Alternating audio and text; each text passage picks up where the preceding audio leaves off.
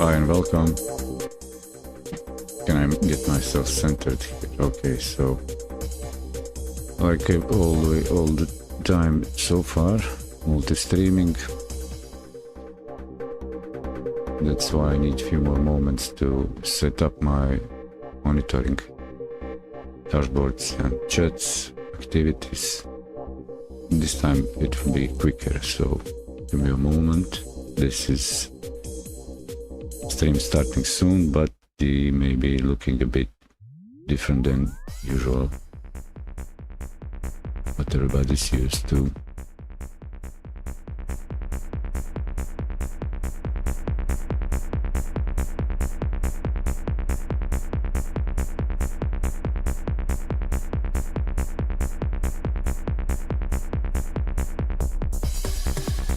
Only one thing I need to do is grab a chat for the live.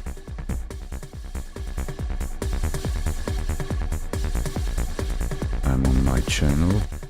Just pop out the chat like this.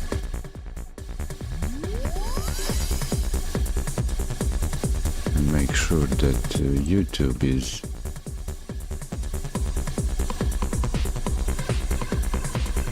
streaming and all others.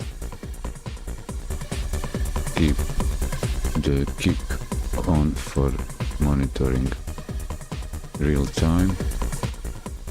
Make sure that we are on the same page.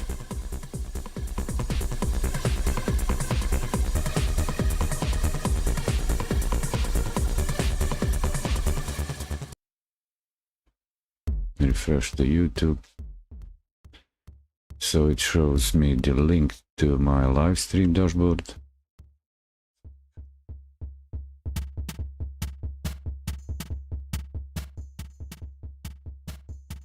Okay, let's go here on the overview.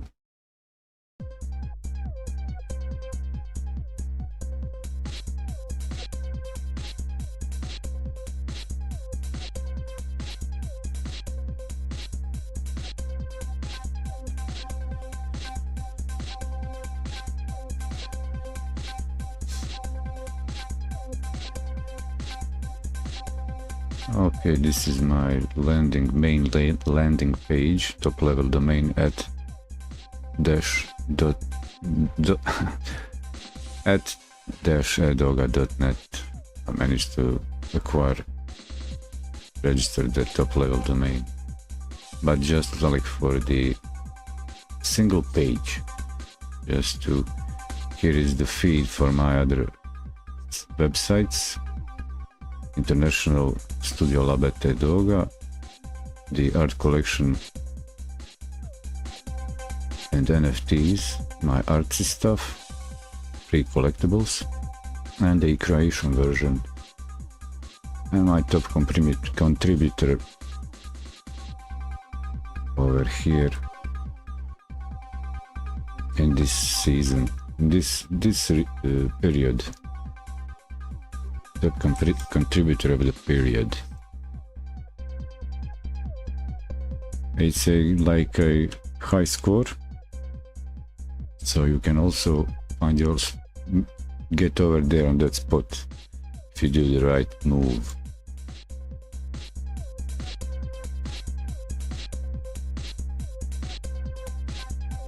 Switch back to overview and enable here teleport.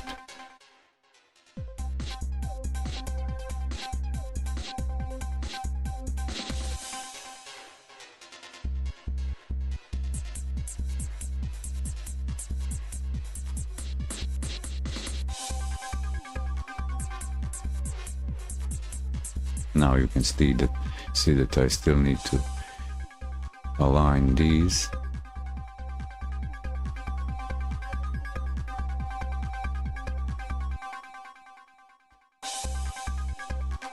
But that's simple task.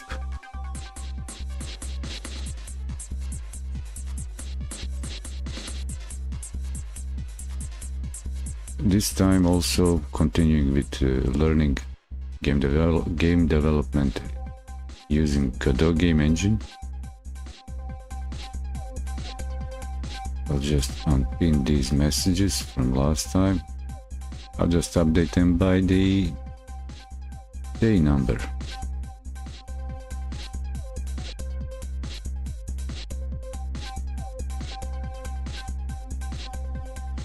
Day 7 in chat. Learning day 7.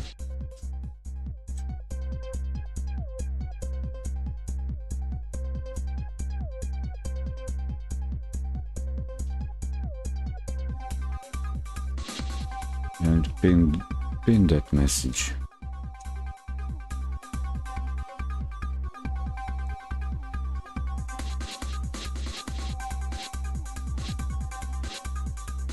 Like that, cool, like it, I like it.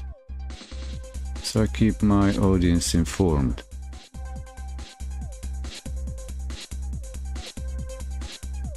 I don't assume things that everybody knows. I often repeat myself for audience that might be first time here.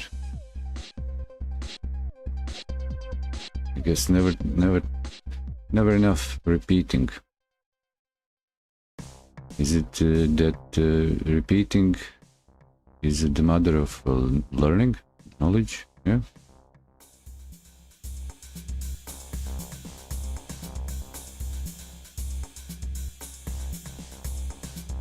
Oh, I'm set here. I'm all set.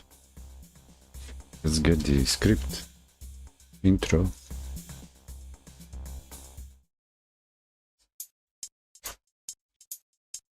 Clear the throat. Sip of water.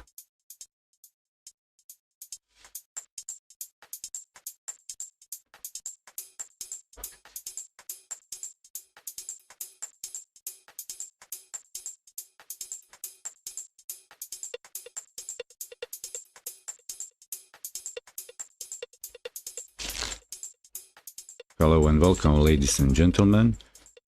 This is live rehearsal and the recording session from Studio Lab at Eddy, a growing cancer production, working title.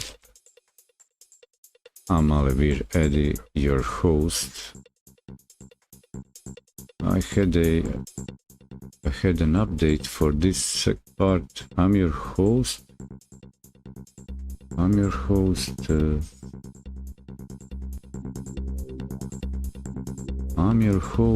and damn, I forgot. I was getting up from bed and I thought, oh, I'll add that. I'm your host, and I forgot what. Well, let's get going. When you're watching the Eddy Does Internet of Capitalism show, whether you like it or not, in this content stream, content format, working title is, suggested title is Knowledge, gift that keeps on giving. Let's learn, let's grow. And also restrictive gaming, but I've noticed adequate gaming. A tag on one platform, that's interesting. There should be some moderation to gaming applied, as that thing can get out of hand sometimes, so better watch out on that.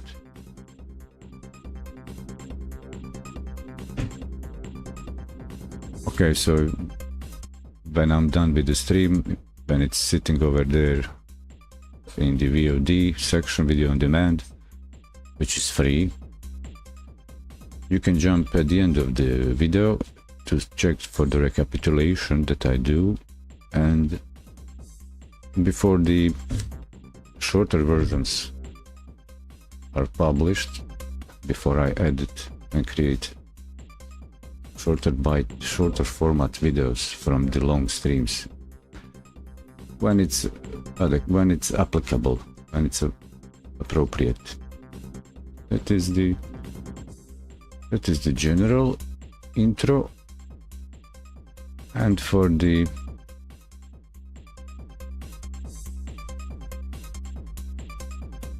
this session specific topic is learning game development, but actually general development. Day 7 Godot, and in day 7 I'm going through on the official Godot docs for version 4.3, getting started, chapter, section, step by step. And I went came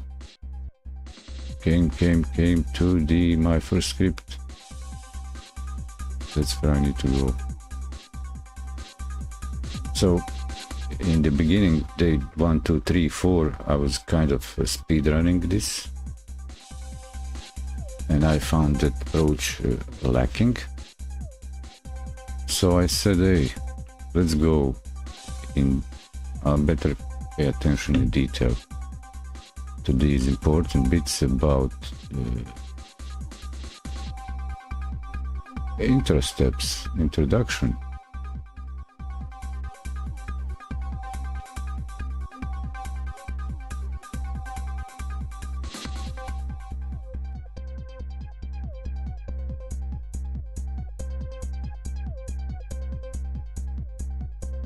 I'll take just one moment here. Warm up.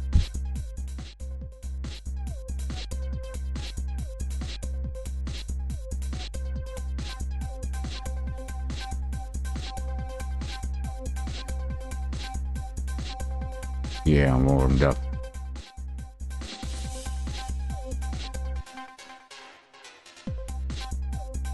So what I got used to doing is using the Windows magnifier, so I can zoom in to the subject for you also to see. Sometimes the screen moves unpredictably. Actually I can predict it, but so that's why I move it a little bit, center it. So, creating my first script. In this lesson I will code my first script to make a Godot icon turn in circles using the GD script. So my approach, just to point that out, is use the vanilla. Before bloating the project, I want to learn the basics.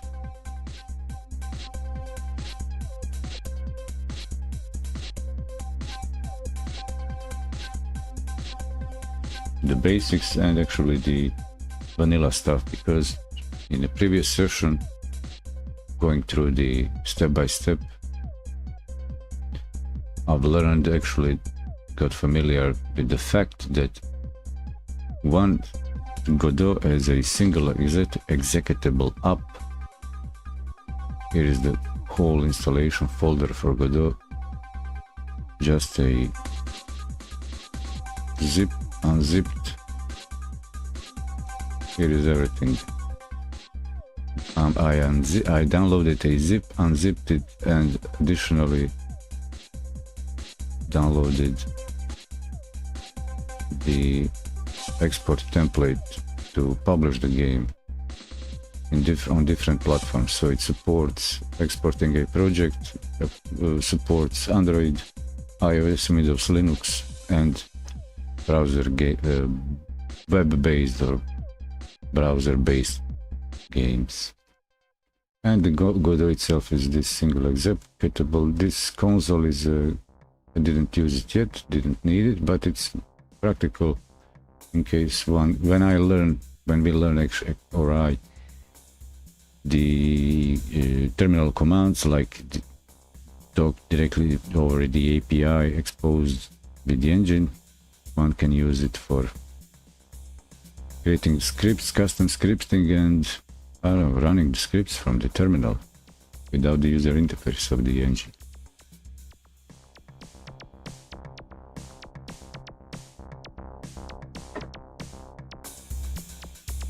So to close the point that I was saying is this one executable holds everything, documentation and so on and so on. You can see about that more in the previous stream. Day 6, as I realized that there is a built-in documentation. I'm so being drawn to the fact to show you.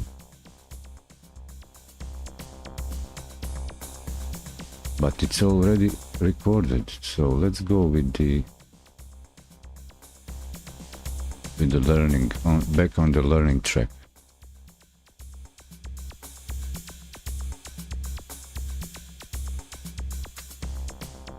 So they assume I have a programming foundations that I've done in day 5 and day 6. I went through the whole learning from zero Godot script programming language, let's call it like that. Very good course. There is a hosted web app to learn the fundamentals of GD script with live interactive demos.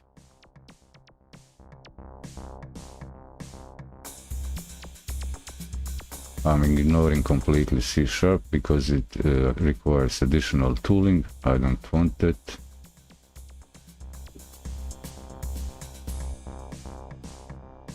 My approach is to learn to use the GD script so I can create as much as possible logic in the code that I'm guessing it will provide better performance than building a game with visual tools.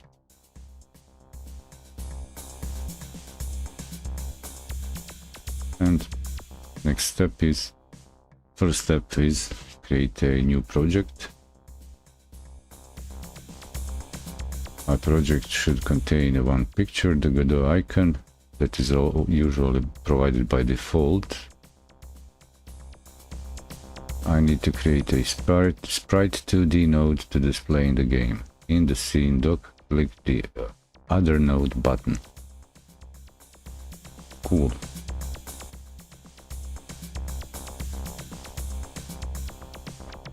So I will create a new script.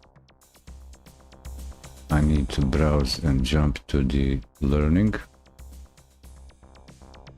4.3. I'm in the right folder. I'll just jump one out. I don't use the default C drive and my documents.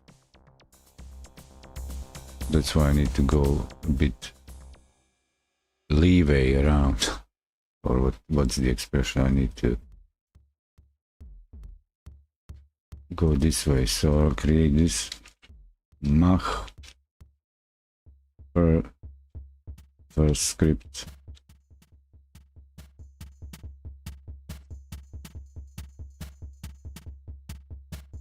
Select parent folder, create and edit. What I'll do now, I will double check. I need to zoom out. And I will double check in the folder what actually happened. So in learning project, I expected my first script project to be created here, but I still need to get used to the project creation workflow when I use the custom path for the project directory. And I'm supposed to add a other mode, sprite node. Sprite 2D, but I will double check that. Not this, but browser.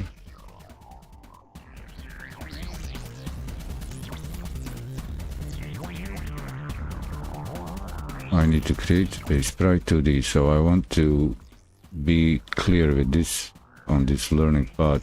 No, this time, no more shortcuts.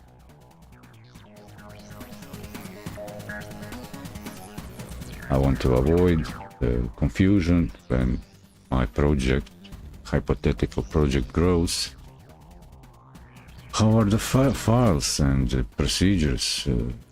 How the project grows? Where are the references? What's going on with the assets?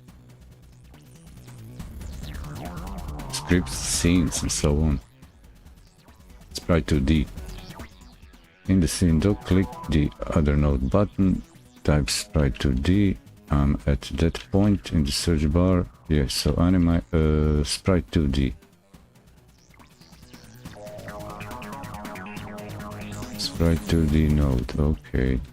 It should have it. Make it so.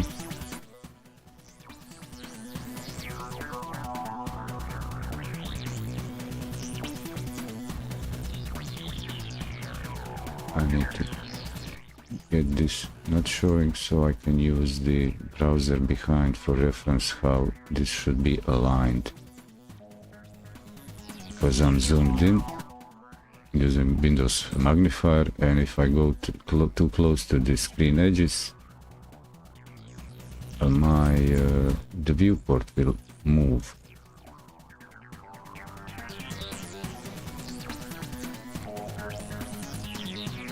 Like for example, now I got it. I came too close, but I'm using the web page in the background to, yeah, cool.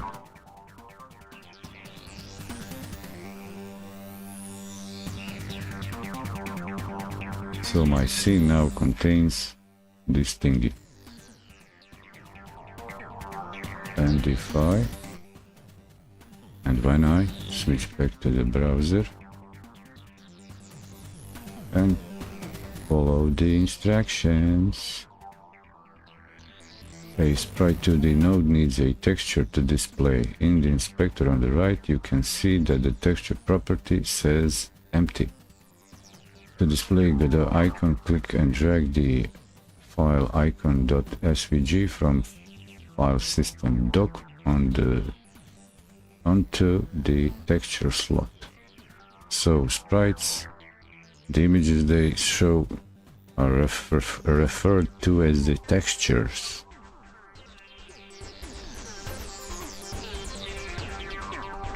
Let me do just that.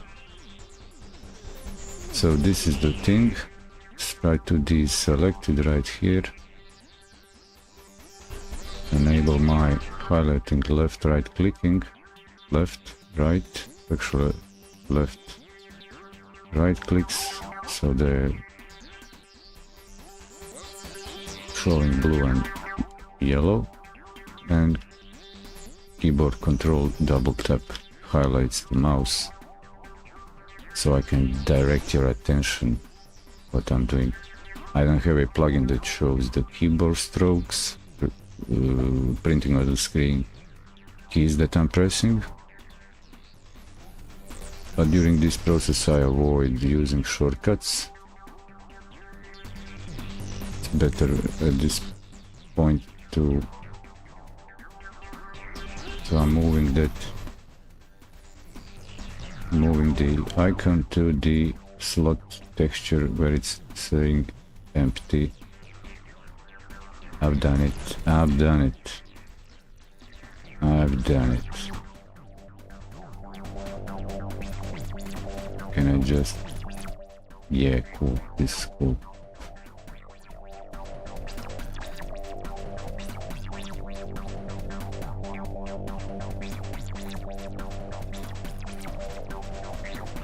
What next? A sprite 2D needs a texture. Okay, that I've done. I can create Sprite 2D nodes automatically by dragging and dropping images on the viewport, then clicking the icon in the viewport to center it in the game view. creating a new script, so I'm also supposed to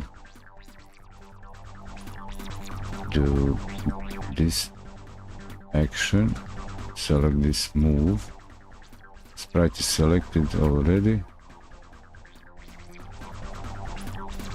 Select move and move it to the center. Viewport, center, shift, mouse, middle mouse button or wheel as a button to move.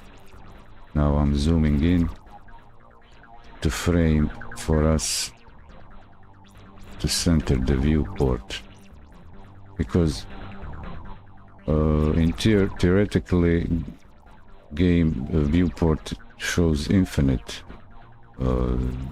development landscape, let's call it like that, but actually this area, this thin line starting from here,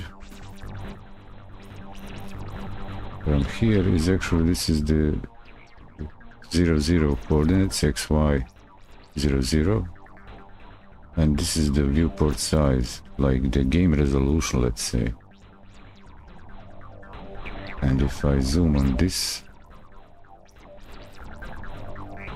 to fit the game play area into the viewport here, development viewport. Okay, it's cool. Now I know that also the move tool also selects when I click something, an element in the viewport in the scene. It's centered.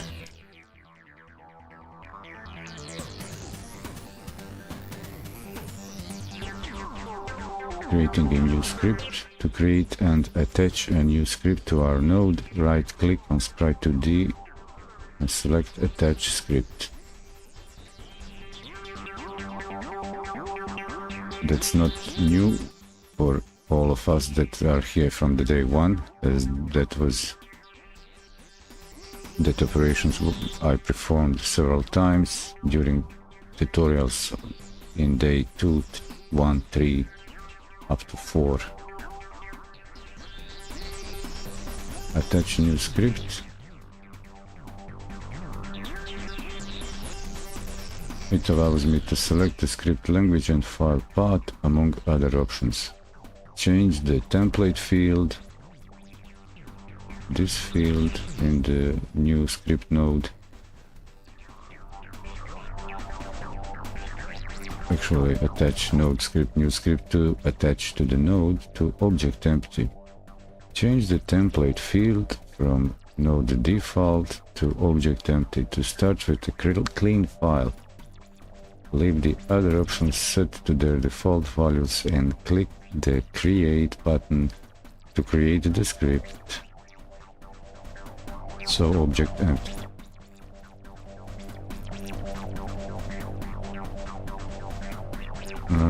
Path, it will be in the root of the project. That's good. This is important to point out when having more scripts, more scenes as the project grows.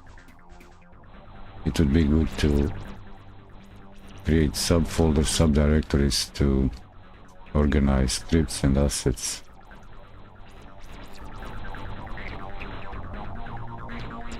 Ignoring the instructions for C#.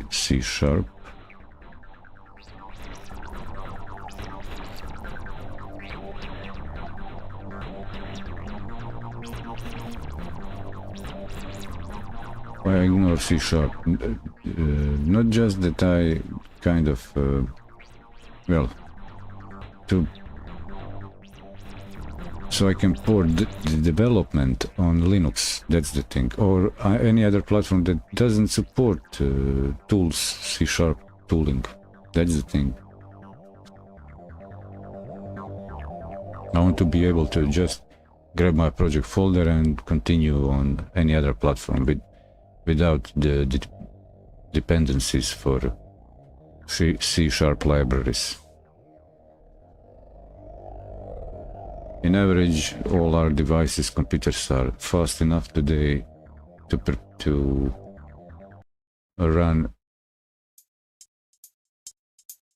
mostly all, provide good performance for all scripting tools, library, compiled libraries, binaries, whatever. So I'll here now in this step supposed to add attach a script. I'll leave the name as it is, just instead of using the template for the script, I will use the object empty and hit the create. And here is the script. So the scene now, the viewport changed to script mode, and if I click here on 2D, I'm back into the like a gameplay viewport or workspace or user interface or rendered scene rendering 2D scene rendering preview of this proyecto.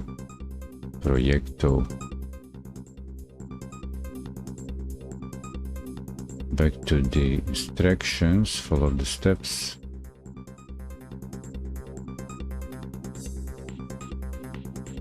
The script workspace should appear with your new script, sprite2d GD file open, and the following line of code. Yeah, I've seen that line of code. That's generic for the extend sprite2d. Every GD script file is implicitly a class. The extends keyword defines the class the script inherits or extends. In this case, it is sprite2d, meaning our script will get access to all the properties and functions of the sprite2d node, including class it extends, like node2d, canvas item, and node. A note in GDScript: if you omit the line with the extends keyword, your class will implicitly extend the reference counted, which Godot uses to manage your application's memory. Cool.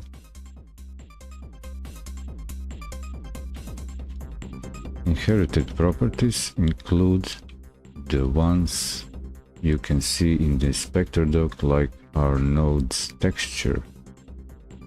By default, the inspector displays a node's properties in title case with capitalized words separated by a space. Okay, inspector nodes displays a node's properties in title case. In GDScript code, these properties are in snake case, which is lowercase and with words separated by an underscore. That's good to distinguish and remember, to better understand the code in the future. I can hover over any property's name in the inspector to see a description and its identifier in the code. Okay, there's the like interactive pointing to interactive reference pointing, or to the from inspector from. Okay, so let's make one thing clear here. This is what I was concerned the whole time, that I wanted to go through these steps learning. What they're saying is that my script here and the inspector, so my script is attached to this node, and it is a part of a development process visually in the user interface of the editor, and it is it exists and it's listed here as a resource or asset,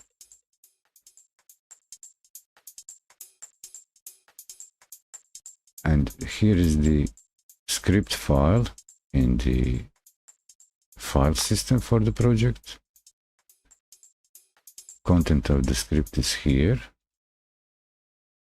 and the inspector showing interactively the properties of a selected node. And inspector uses capital case, while code uses snake case, sprite 2. So I guess it's saying that script title will be snake case sprite underscore 2D, while here we'll have capital case, capital S sprite 2D. Just to make that clear, so that's the important to actually understand what is going on during the, so Godot workflow is a lot of UI elements, but it, and GDScript and combining those, but how to keep track and how the user interface links that together and presents it to the developer. That's an important exercise. I take this as an exercise for that. To learn how to keep track about references for the objects, nodes, game elements, and how they are bound to scripts or related to our script. Currently doesn't do anything. Let's make it print the text hello world to the output bottom panel. To get started, add a following code to your script. I'm just curious how it looks in the C#. And why would I even try to use C#? But I don't need an answer for that. No, I'm not looking for an answer to that question. GDScript function underscore init print hello world. Let's break it down. The function keyword, we'll learn that in the learning from zero course. Keyword defines a new function name init. This is a special name for our class constructor. The engine calls underscore init or initialization on every object or node upon creating it in memory if you define this function. GDScript is an indent-based language. The tab, okay, I will learn that. If I omit it or don't ident a line correctly, the editor will highlight it in red and display the following error: indented block expected. Save the current scene as sprite2d underscore 2d.tscn if I haven't already, and run with F6.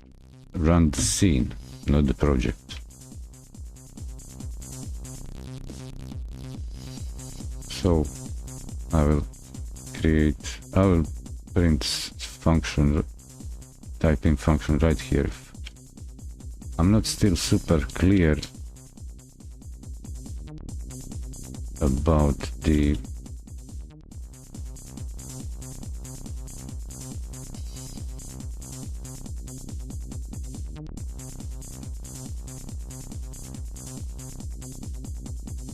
or is it FNC just? No, function. Function print. What was it? Print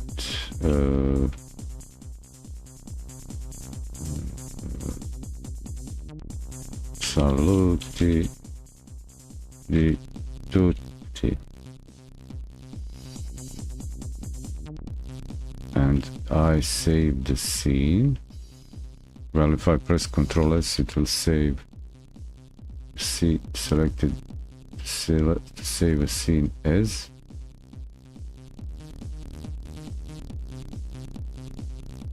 Should I double check? Okay, saves. This is the default. So it helps me by suggesting a file name as a keeping the name reference to the scene, current scene.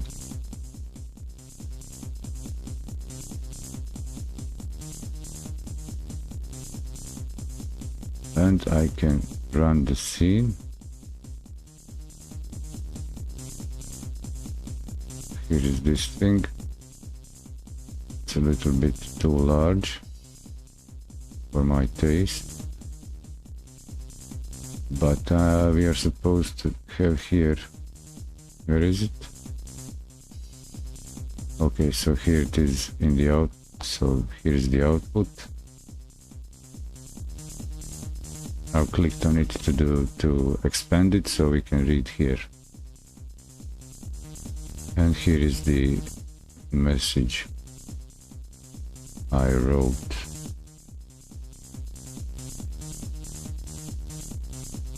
I will close this, F8.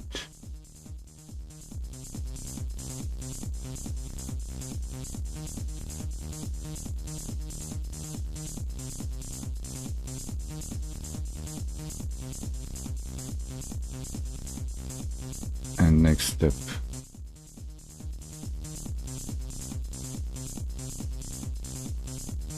So I just want to see if I can get clearer. If I get clearer insight into the init function. I understand the function name init. This is a special name for our class constructor.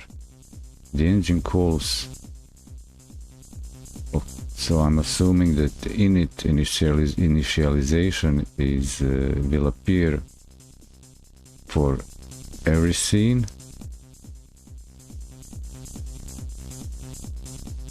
If I define this function, so everything can have this function. That's my assumption. It's not just like in other, let's say in C++, there is only one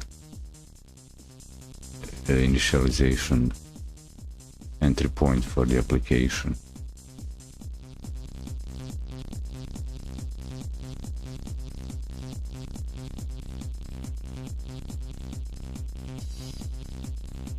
Next step, I've saved the scene, and yeah, output is that. Delete the init function, so you're only left with the line extends sprite to the turning around. It's time to make our node move and rotate. To do so, we're going to add two member variables to our script: the movement speed in pixels per second and the angular speed in radians per second, and the following after the extends. Add the following after the extends sprite line: speed 400, angular speed equal pi. Member variables sit near the top of the script after any extends line, but before functions. Every node instance with this script attached to it will have its own copy of speed and angular speed properties.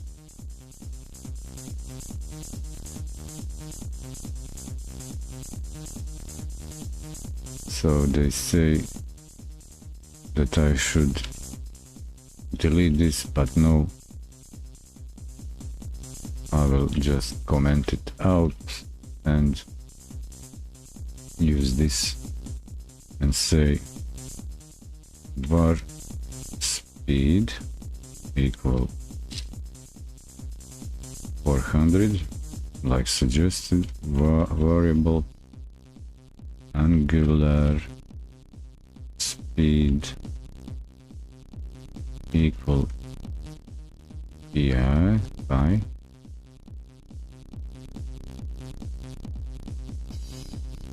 And here is the here is the smart intelligence.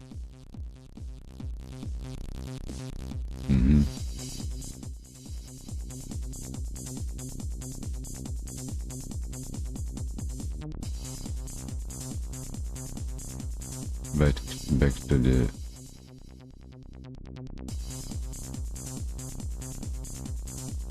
documentation. Speed, angular speed, member variable sit there. Angles in Godot work in radians by default, but you have built-in functions and properties available if you prefer to calculate angles in degrees instead.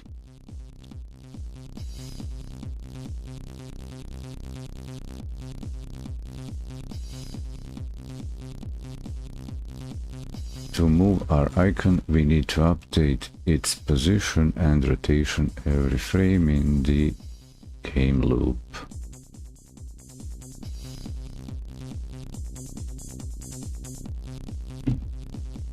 We can use the process function, virtual function of the node class. If you define it in any class that extends the node class, like sprite2d, Godot will call the function every frame and pass it an argument named delta, the time elapsed since the last frame. Games work by rendering many images per second, each called a frame, and they do so in a loop. We measure the rate at which game produces images in frames per second, FPS. Most games aim for 60 FPS, although you might find figures like 30 on slower mobile devices or 90 to 240 for virtual reality games. The engine and game developers do their best to update the game world and render images at a constant time interval, but there are always small variations in frame render times. That's why the engine provides us with this delta time value, making our motion independent of our frame rate. At the bottom of the script, define the function process delta rotation plus equal angular speed times delta multiplied by delta. Function process delta rotation.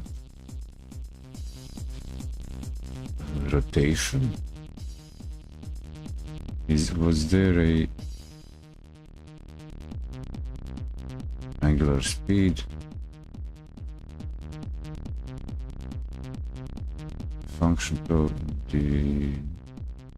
The function defines a new function. After it, we have to write the function's name and arguments. It takes in parentheses a colon ends definition. So we know that from the learning course, and the indented blocks that follow the function's content or instructions. Okay, so notice how process like underscore initialize starts with a leading underscore by convention. Godot's virtual functions, that is to say built-in functions you can override to communicate with the engine, start with an underscore. By convention, I will repeat, Godot's virtual functions, that is to say built-in functions you can override to communicate with the engine. Built-in functions start with an underscore, so the underscore process underscore init, they exist, and it's possible to override them, the default behavior, and implement add our own code to behavior. But they exist in the engine by default, because this is already a built framework to do a specific task. The line inside the function rotation plus angular speed increments our sprite sprite's rotation every frame. Here, rotation is a property, so this is important. Rotation is an existing inbuilt property inherited from the class node 2D, which sprite 2D extends. It controls the rotation of our node and works with radians. Let me give me a shot at that. I'm multiplying, adding a rotation, incrementing rotation, radians of the rotation by angular speed times multiplying it by delta.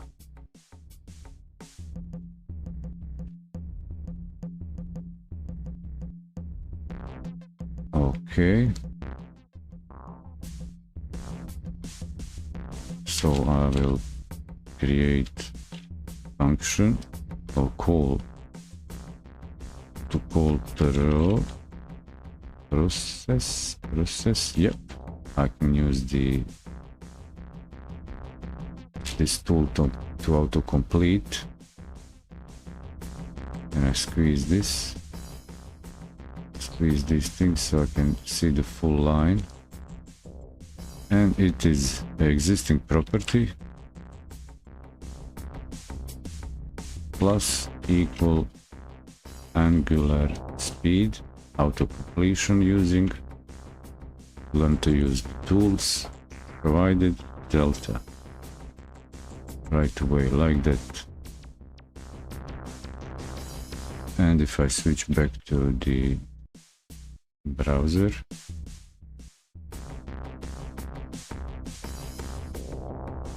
the line inside the function, okay, increments our sprite's rotation every and takes radians. Tip: in the code editor, you can control click on any built-in property or function like position, rotation or process to open the corresponding documentation in new tab. In the code editor, run the scene to see the Godot icon turn in place. Cool. So F6 to run this scene.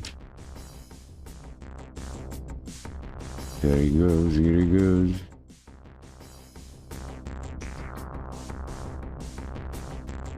Times delta. Cool. What's next?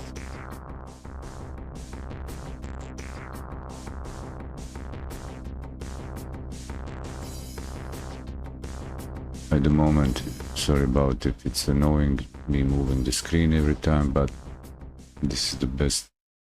At the moment I have to make the fonts larger without messing up everything and actually zooming into what I'm doing, so you can see clearly on most screens up to the mobile, I hope.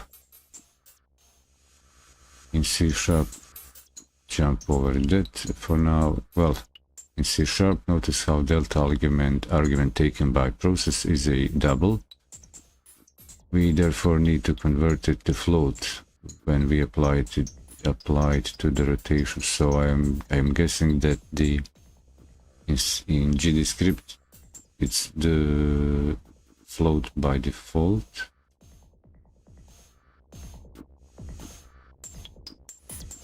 Double, that's I think double type refers to just a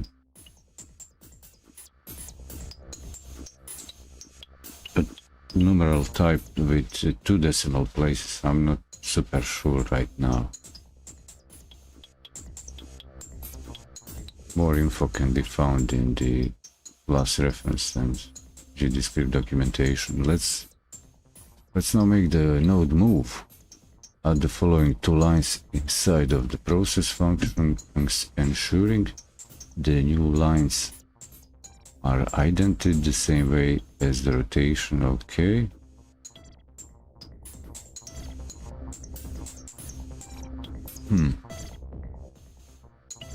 These 2 lines. So I'm supposed to create variable velocity, which will be equal to vector 2d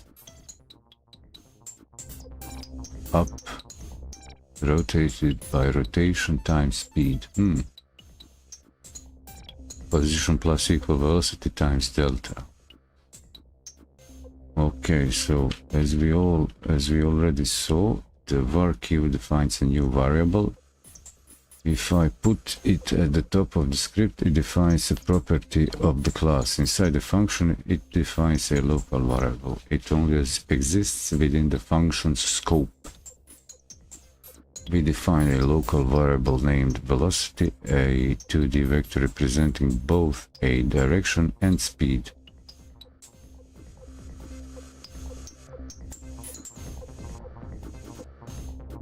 How is that performed?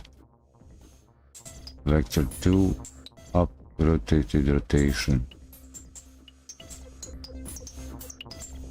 We define a local 2D vector.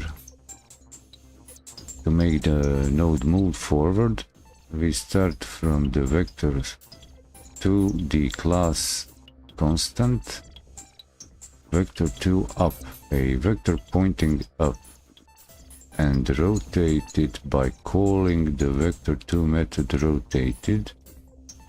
This expression, vector 2 dot up dot rotated past rotation to it, is a vector pointing forward relative to our icon. Multiplied by our speed property, it gives us a velocity we can use to move the node forward.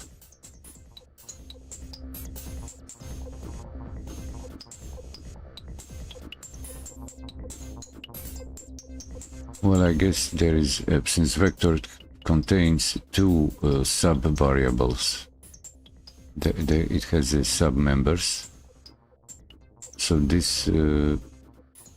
this expression vector 2 dot, this expression has the engine has also using the implementation about the vectors, what's it called, arithmetics calculation for both of its sub-members, which is a speed and, well, anyway, it derives, we get those two sub-members updated with this expression. Multiply this with speed by our speed property, it gives us velocity we can use to move the node forward. We add velocity times delta to the node's position to move it. The position itself is of type vector 2, a built-in type in Godot representing a 2D vector. Let me get this sync in the head.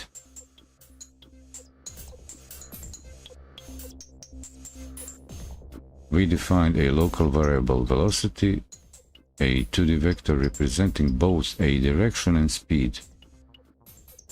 Okay, direction and speed. To make the node move forward, we start from the vector 2 class constant, a vector pointing up, and rotate it by calling the vector 2 method rotated, up rotated.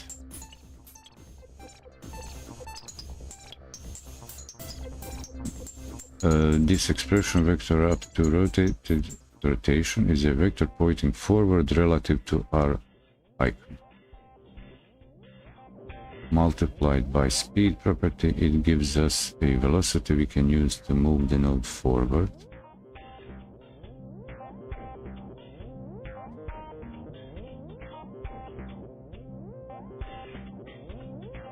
Rotation. I'm just making sure that actually I understand this part and what's going on here.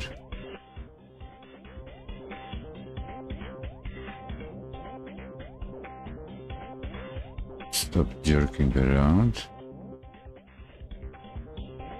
We are passing the rotation value. Rotation. So we are passing the value of inbuilt rotation, which is it mentioned that it is also a vector? Is it mentioned here that it is a vector? What is the rotation? It doesn't mention that. Rotation, here rotation is a property inherited from the class node 2D.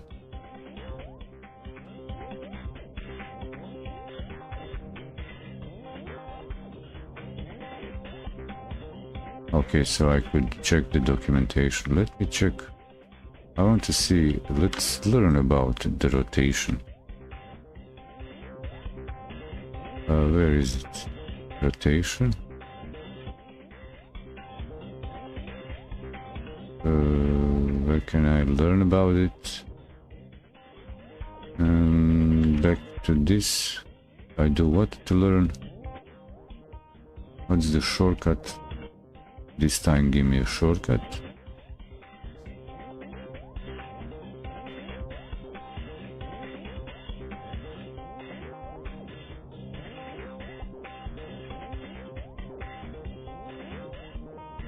Control click. So if I control click on the rotation, it will open a documentation. Before going forward, let me check that. So control click on rotation. Here it is.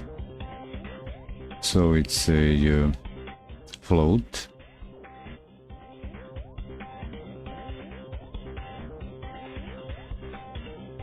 It's a float. Vector 2 position. So what is this? Transform. Float rotation. Okay, that's the type. Set rotation, get rotation. Rotation in radians relative to the node's parent. Note this property is edited in the inspector in degrees. If you want to use degrees in a script, use rotation degrees. Okay. Back to script. I guess this is showing the link reference open to the node 2D class reference members, like a rotation.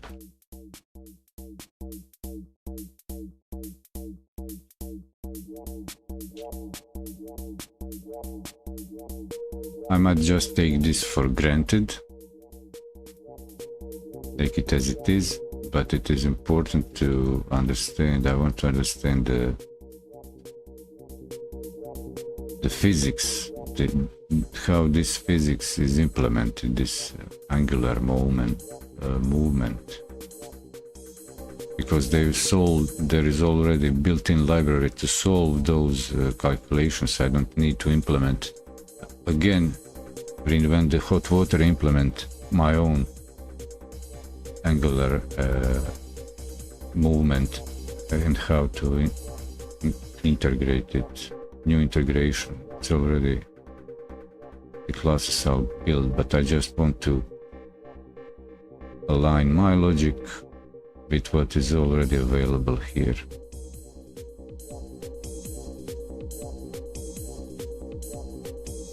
So I'm supposed to create the variable velocity, and it is a vector 2 up, rotated by rotation times speed. Position is velocity times delta. So we will update the position. Okay, velocity times delta. Why is using rotation times speed? Degrees, okay.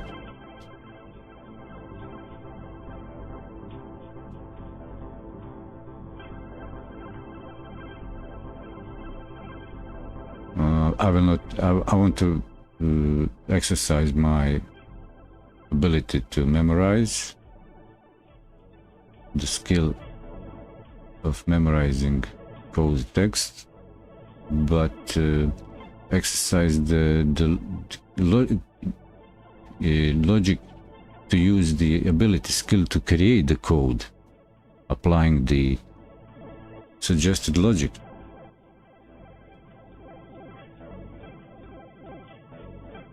That's why I'm taking time. I don't just literally to type copy of this. I want to logically understand it or cognitively understand it and implement that. Do that implementation with the coding skills so far I acquired to implement this. So I'm creating a velocity that is actually used to change the position, and velocity will need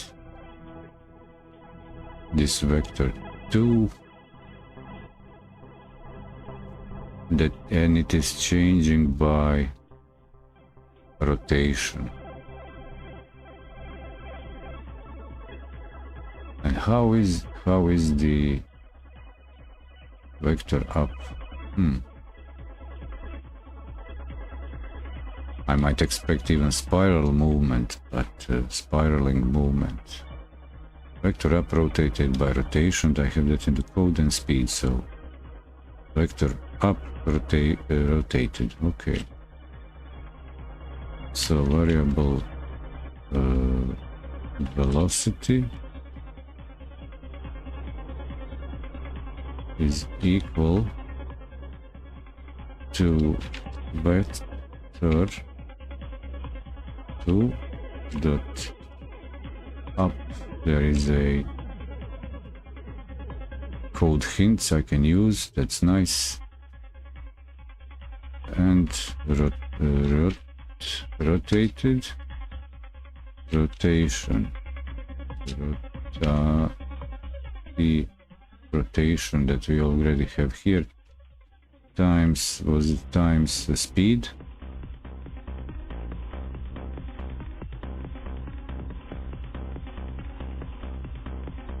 So I'm using the set speed, which is our custom. What am I getting? I guess so probably the warning is given. I created velocity that I didn't use so far. Now I'll use it. So I'm updating the member variable position here in the process. So plus equal velocity times delta. Was it that? Yeah.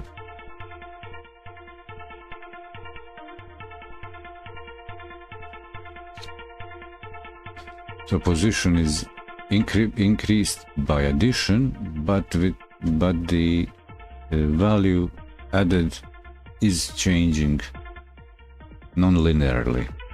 That's good, because angular movement is completely different to get it calculated than just linear addition. Run the scene. Okay, let's run the scene. Let's make a scene.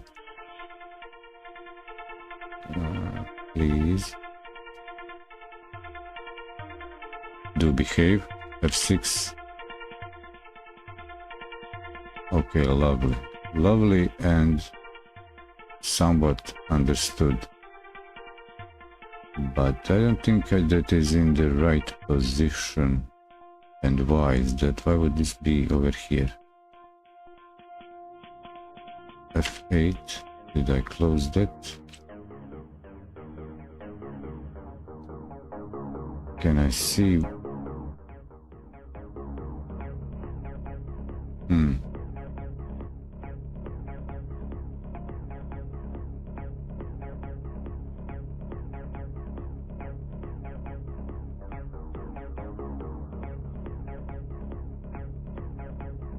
Okay, run the scenes, check the code.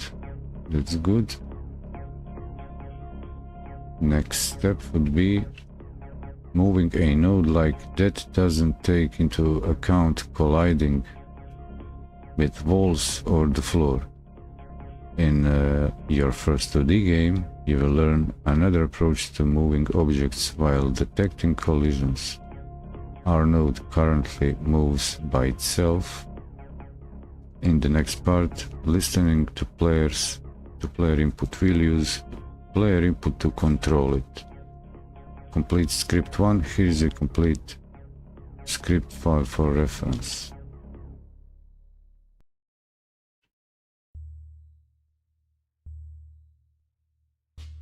Okay.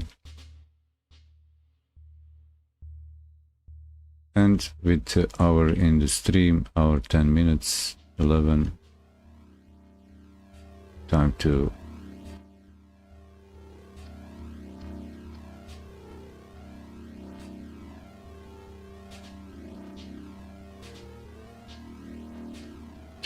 for a short break. I'm just reading about this comment. There's some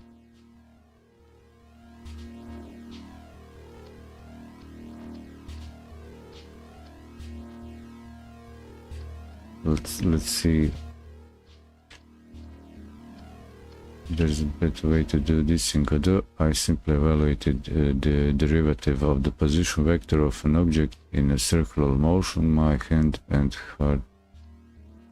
Something I think is missing from this doc. Not sure if this qualifies for an issue to be raised. Is an explanation of how sprite 2D GD works to rotate the sprite, something like this. Yeah, so this is like a more elaborate the physics logic in behind it.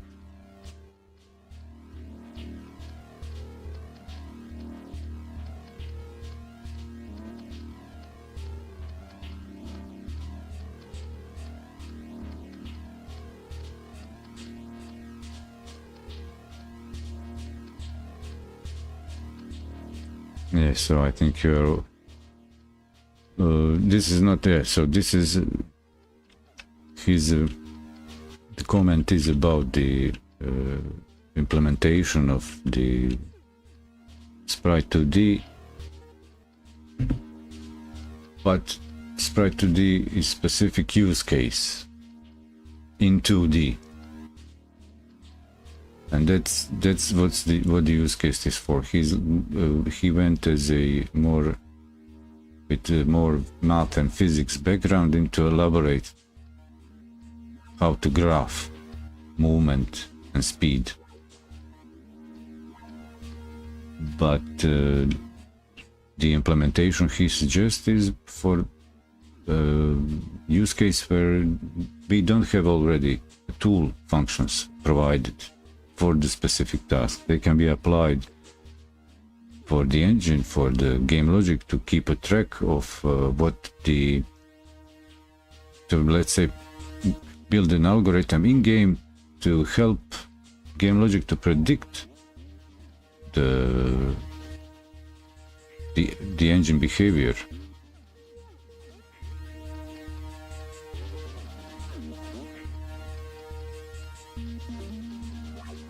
Okay, short break. I'm introducing now short break.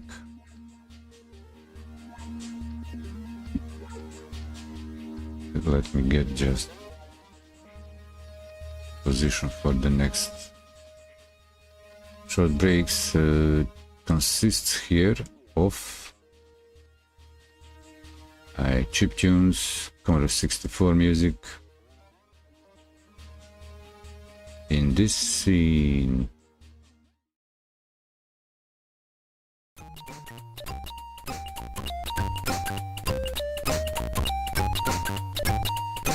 our I'll also make sure that so far stream is doing good.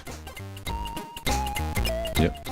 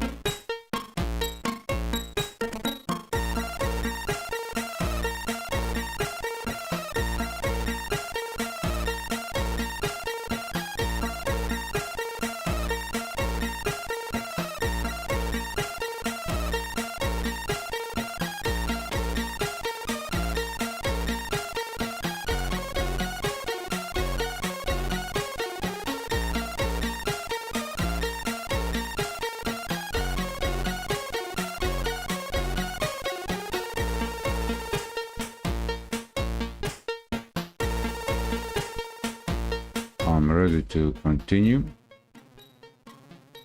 As I'm back,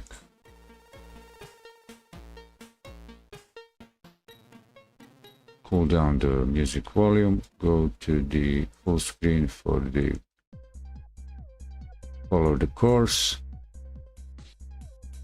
follow this course, following the course, and put the soundtrack of the show on. Around this level, yeah, cool, ready. What's next? What is next in the store?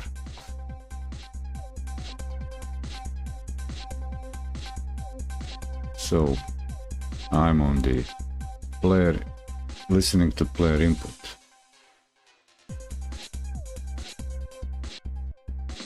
It was good to go through those tutorials a few days ago, but this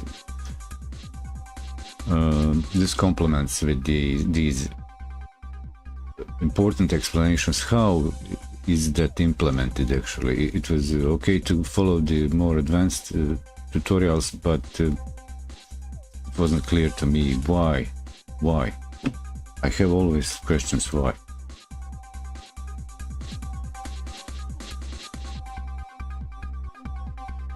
Put it maybe in simple terms, I can't just follow blindly the instructions. What to do. I need to know the background. Why am I doing this way?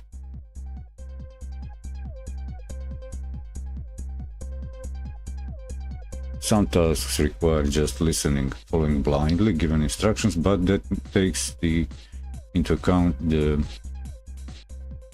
mentorship and the relation student pupil master or tutor, the confidence, be confident in the instructor that he's just do what I'm telling you and repeat later. And during that process repeating, you'll understand why it's done that way. That's cool with sports or something requiring physical agility, movement. But let's go with this. Listening to player input, building upon the previous lesson, creating a first script. Let's look at another important feature of any game. Giving control to the player. To add this, we need to modify our sprite to the GD code. I've got two main tools to process the player's input in Godot. The built-in input callbacks, mainly unhandled input like process. It is a built-in virtual function that Godot calls every time the player presses a key. It's the tool you want to use to react to events that don't happen every frame, like pressing space to jump. To learn more about input callbacks, using input event. See using input event. I'll repeat. To learn more about input callbacks, see using input events. Input event, okay. To the input singleton. A singleton is a globally accessible object. Godot provides access to several scripts. It is the right tool to check for input every frame. You're going to use the input singleton here, as we need to know if the player wants to turn or move every frame. For turning, we should use a new variable, direction. In our process function, replace the rotation, angular speed, time delta line with the code below. So far I didn't delete the code or change it. I actually commented the previous version of the code because I can reuse now. I can always use my this project and code I typed in to reference for a refresher. Right in the project, I don't need to go to the web page, look through the whole page, whole lesson, whole chapter to find what was I doing then and why.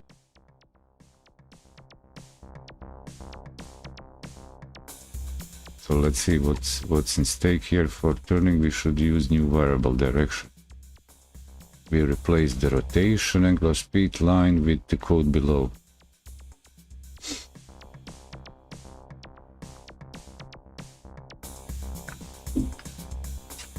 So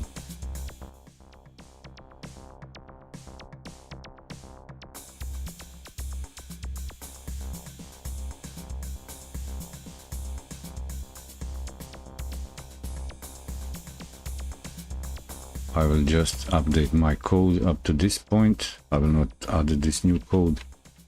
I will just modify my code to reflect the introduction to the changes now.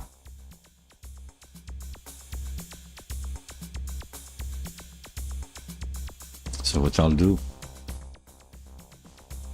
for my personal reference in the future, like for example here,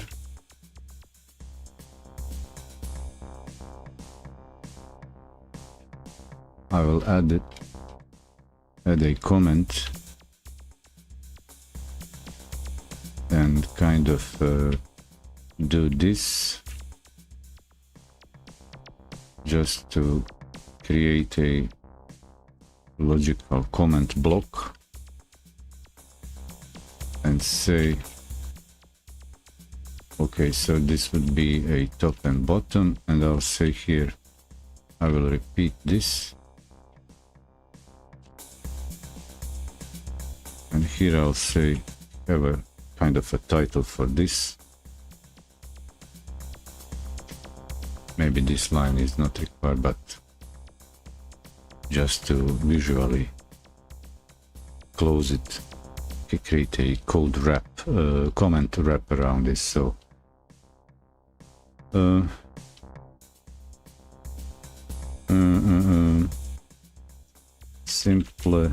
simple out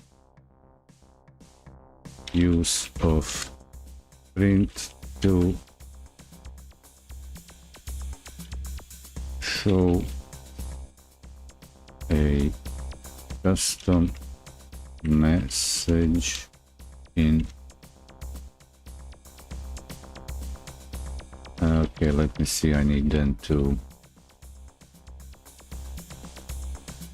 show a custom message in output panel. Let's call it like that. That was the first change.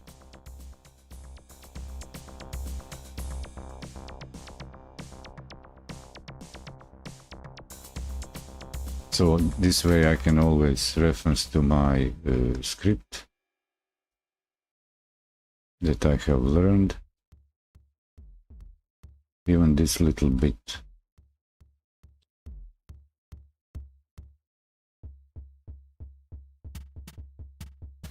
So they suggest that I remove or change this rotation. So this is at the bottom. Okay, so I'm adding new stuff on top. And if I say follow this, they're saying replace the rotation with the line with the code below. Okay. And I will call this, in my original previous version, I'll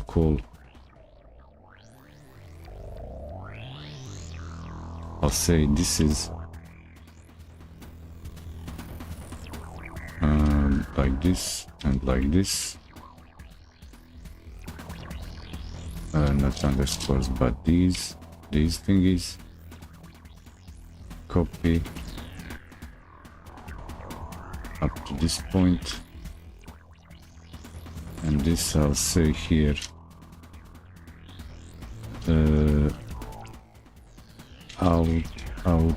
autonomous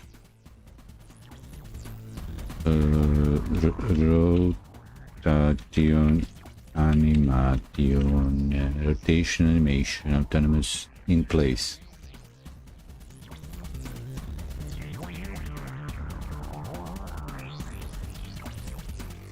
But no, even that's not true, I think.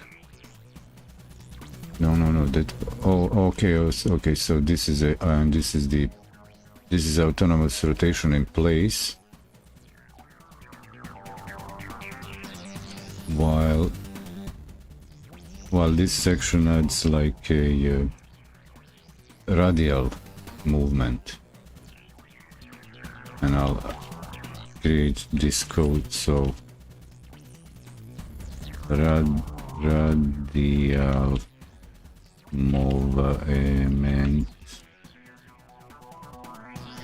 radial movement, radial circle of movement, like this. Now I'm skipping the decorations, and here I'm supposed to do then change the next thing. So I'm supposed to add player input. Let's see how that works, and I'll do it like this. I'll find out proper. During this I will develop my own proper notation for comments to comment the blocks of code, and keep some descriptive comments about the code implementation.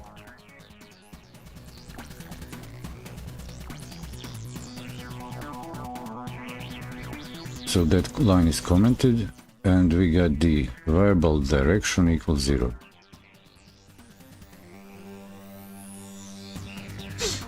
Here equals 0. So there is no more rotation. The player with input, as it is giving input, it will control that rotation or even movement. Okay. Variable direction equals 0. If input is action pressed, UI left, direction equal -1. If input is action pressed, UI right, direction 1. Rotation plus equal angular speed, direction time delta. Okay, cool. I like this. So we got the direction, input action pressed left, -1. Okay. So variable direction equal 0, and if input, can I get the code completion input? Yep. Control space brings up the code completion suggestion if it goes away. So code inspector, code or IntelliSense, whatever. Is action pressed? So what was the expression? Can I rotate this? So I get the is action pressed. Oh, I like this. UI, you are not accept, cancel, copy, cut down. Wow, there are right, page up, page down, menu left, right, page. Okay, so I'll reuse this. Can I get that? Not UI home, I'll just grab one of those. Oh, why don't I just get rid of this thing so I can use this UI? Where is the right? Right, like this. This is all manageable, even zoomed in. There's enough space for smaller screen resolution to work with Godot. Some panels cannot be collapsed completely, but that's the if input right, then it's -1. Yeah, right? Direction equal -1. The next thing is if input, well actually I can just copy this completely.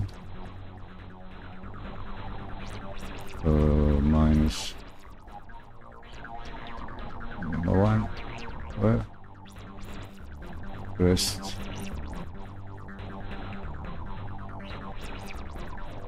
Reveal more, please. Direction 1, UI right. Left -1.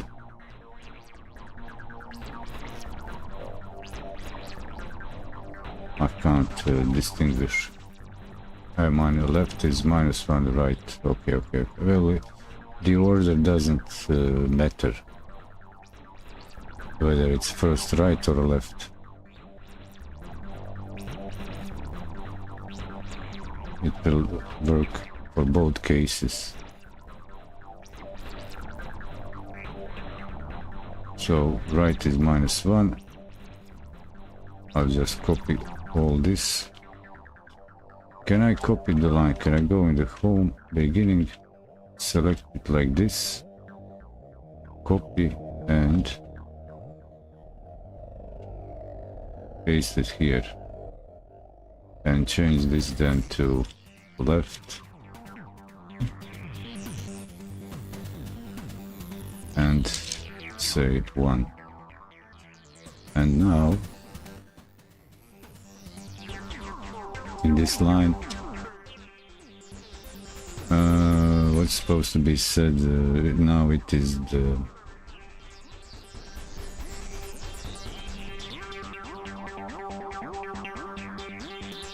okay, now I'm supposed to change the, okay, so here goes the, so here goes the position, hold this together. Can I get back? Change the, I'm supposed to change the line, the velocity,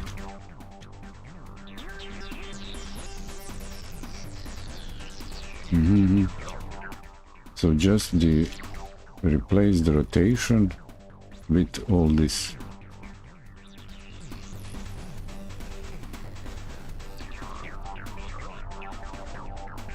But velocity stays. We're not changing the velocity.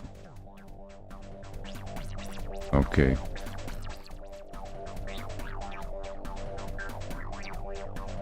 Happy to have that clear.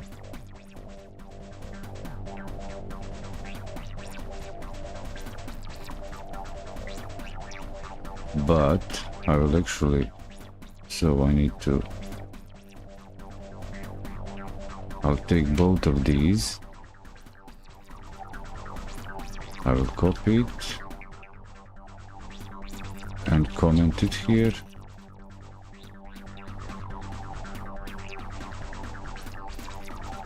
Now this goes like this, and I will create this delimitation here.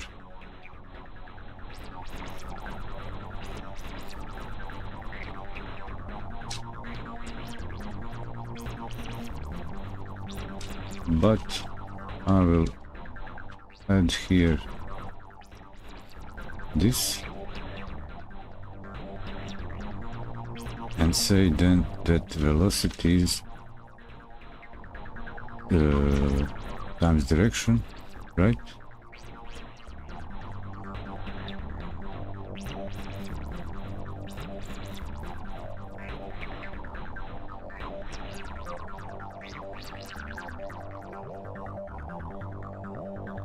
Direction times delta, okay. Angular speed, direction times delta. Direction times delta. I'll also respect the suggested direction times delta, and I've got all that done. Okay, so if I do this, I can get rid of this.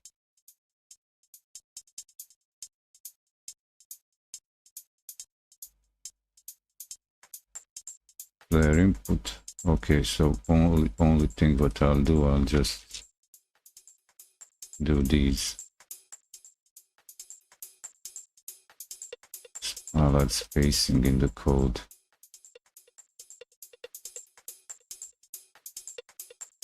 Cool.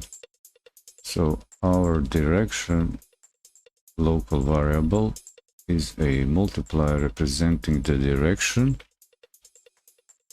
in which the player wants to turn. A value of 0 means the player isn't pressing the left or right arrow key. A value of 1 means the player wants to turn right, and -1 means they want to turn left. To produce these values, we introduce conditions and the use of input. Come on.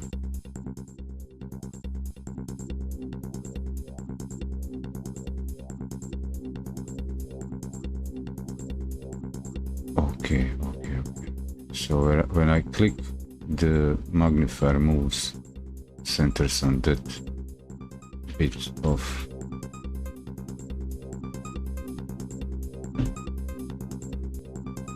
a condition starts with the if keyword in GDScript and ends with a colon. The condition is the expression between the keyword and the end of the line. To check if a key was pressed this frame, we call input is action pressed. The method takes a text string representing an input action and returns true if the action is pressed, false otherwise. The two actions we use above, UI left and UI right, are predefined in every Godot project. They respectively trigger when the player presses the left and right arrows on keyboard or left and right on a gamepad's D-pad. Cool.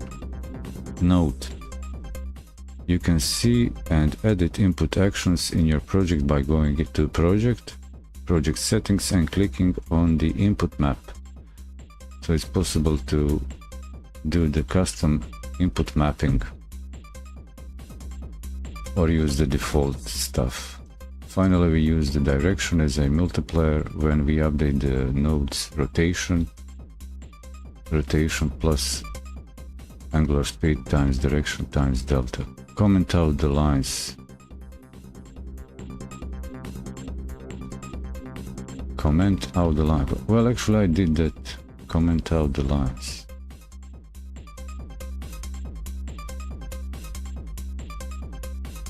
Okay, so I don't even know, we don't need the vector also.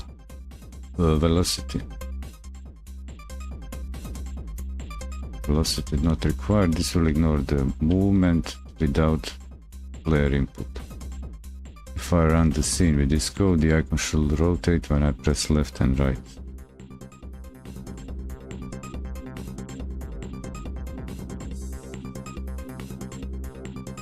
Okay, so actually this line is not required for this case. What? What?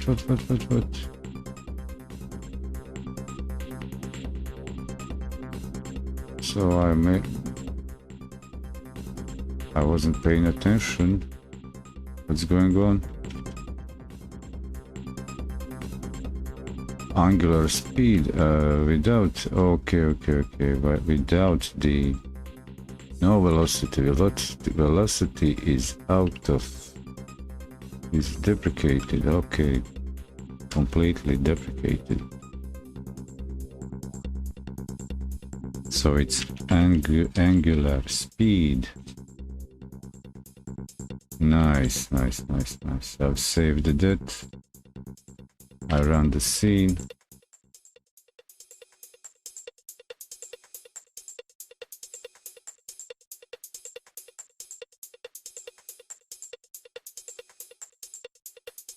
I got an error.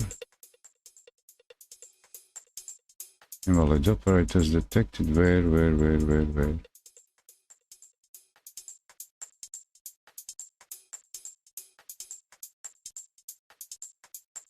Why? Why am I what's wrong? Position. Invalid operators vector and float and operator plus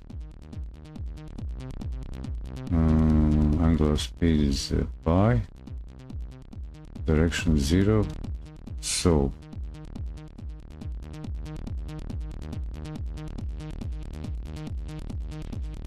it doesn't work because it's stuck. And what did I do wrong? I left what speed is pi, that is float.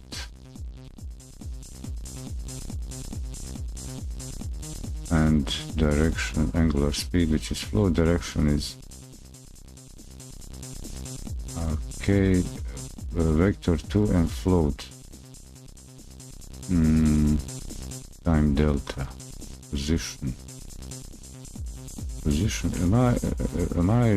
Did I lose attention completely? Moving when pressing up.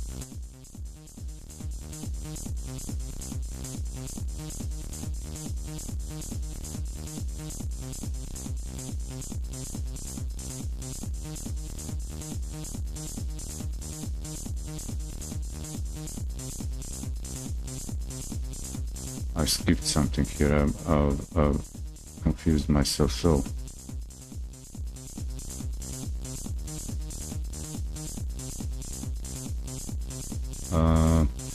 check if key is pressed. I've got that rotation. Oh, it's rotation, not position. Oh, silly me. Even that I managed to completely ignore. So it's the rotation. We are just rotating, not changing position. That's why I can't use vector.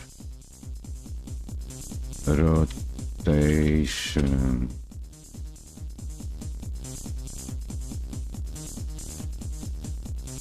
Stop. Yeah. Can we have it now? Left, right. Yeah. It's rotation, not position.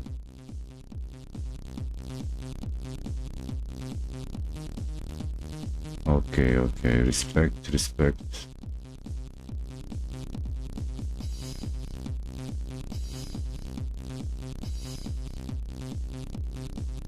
Can I have a little bit wider?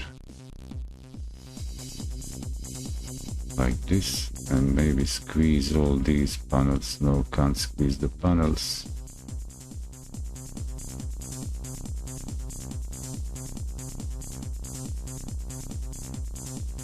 If I hit this, okay, then this is nice. I have a better view of the code. Nice. So now coming up next is the movement further. That's sorted out. Finally, we use direction as a multiplier when we update rotation. Player movement.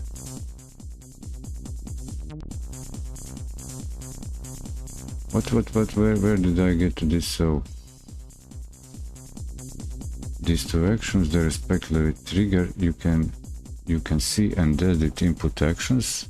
Finally, we use the direction as multiplier when we update. Okay, here comes the go code comment out. So I've done that.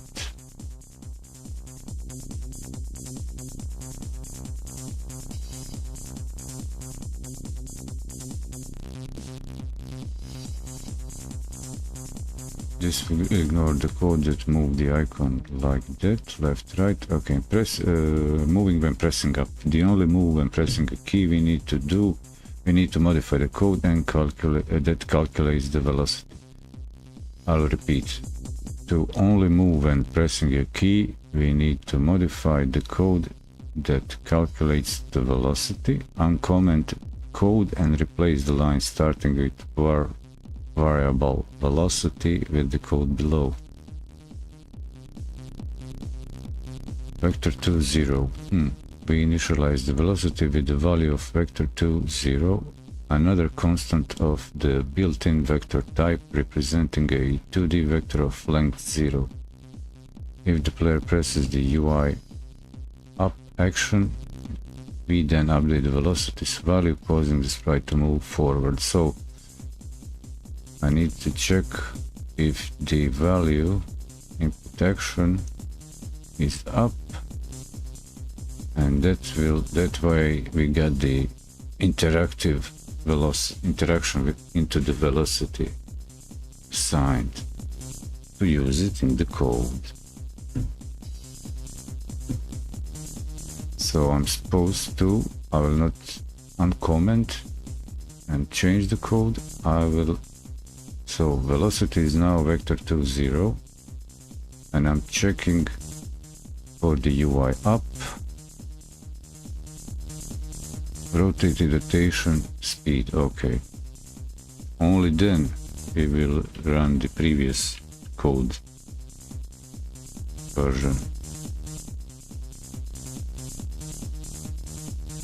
So in my code, existing code, this is the beginning, going to the section with, so this is all commented. Okay.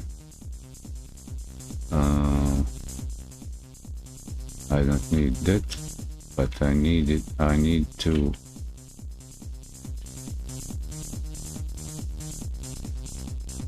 where do I add it? So it would be like uncomment. That means we go below. Let's say, okay, let's say no. Well, player input. Okay. Again, variable velocity.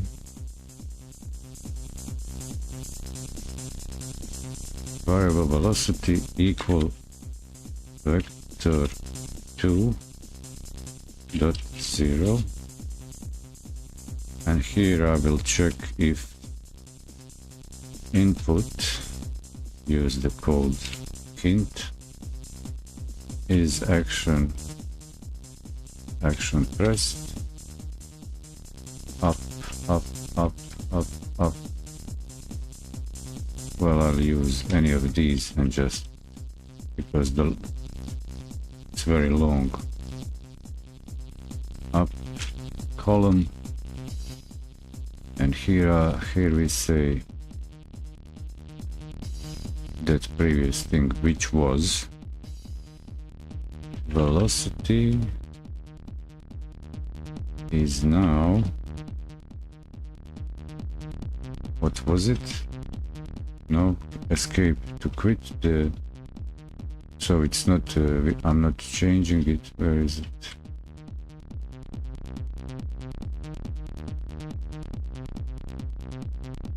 Now it gets updated with this.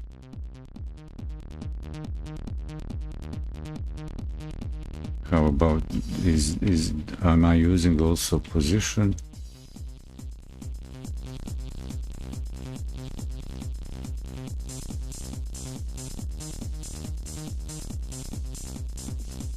And position is commented. Comment out. Uncomment code and replace the line starting with variable velocity. That's the rotation.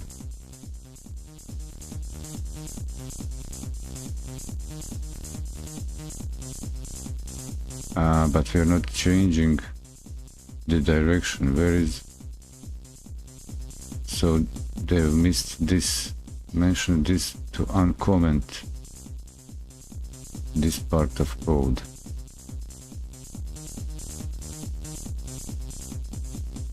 because they say comment this and then uncomment the code and replace the line. So here is missing, this thing is missing, we need this again uncommented or implemented back.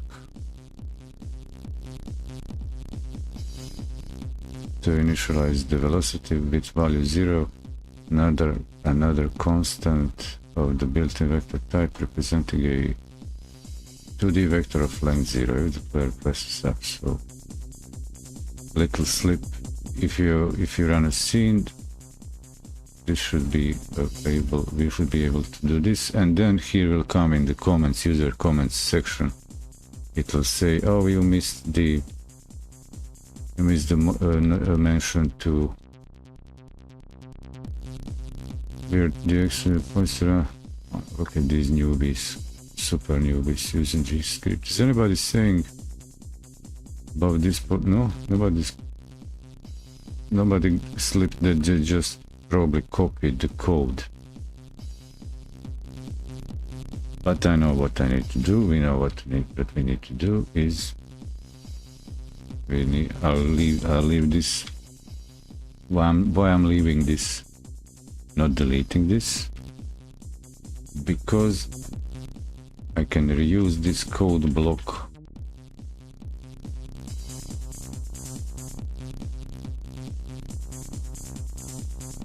and for the last there's a position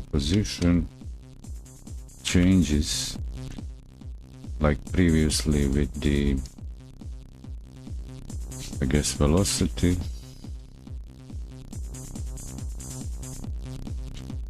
Will this be possible at the times? Is it dealt? What was, I'm just, hey, but it is a lot of velocity time delta. It's exactly like that.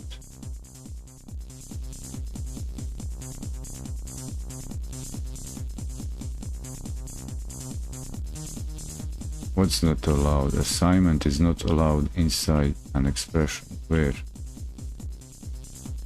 Error 26. Oh, I got two of these. Sorry. There we go. F6. Turn it. Go. Oh, wow. Great. Amazing.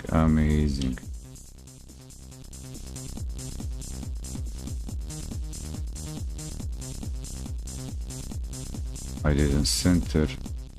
I'm not centering this thing, so now here, so far, following this is even better than some other type of. I guess I can go infinitely. Can I bring him? Can I make sure I don't get lost?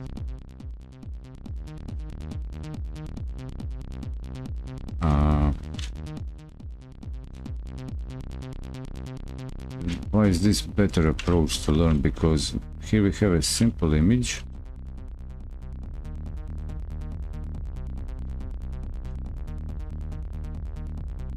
A simple image moving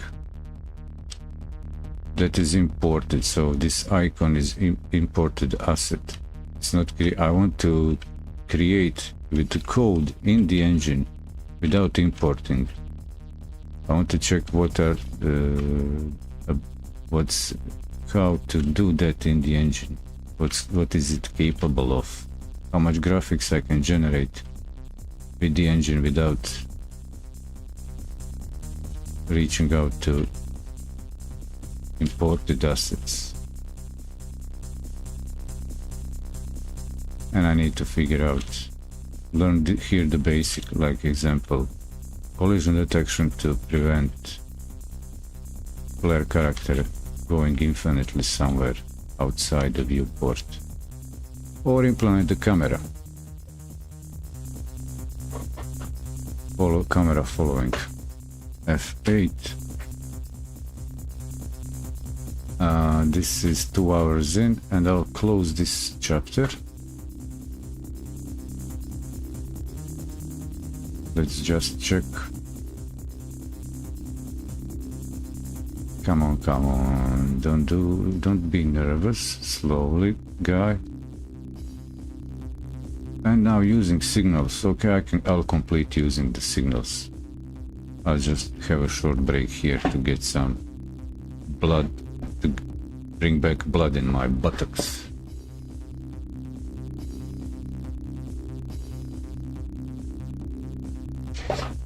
Okay.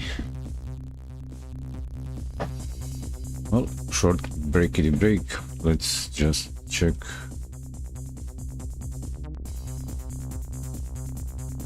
Let's just check. Okay, what I'll do in my code, and for example here in my code, I will put a comment. Close this the output. I will add a comment player input using default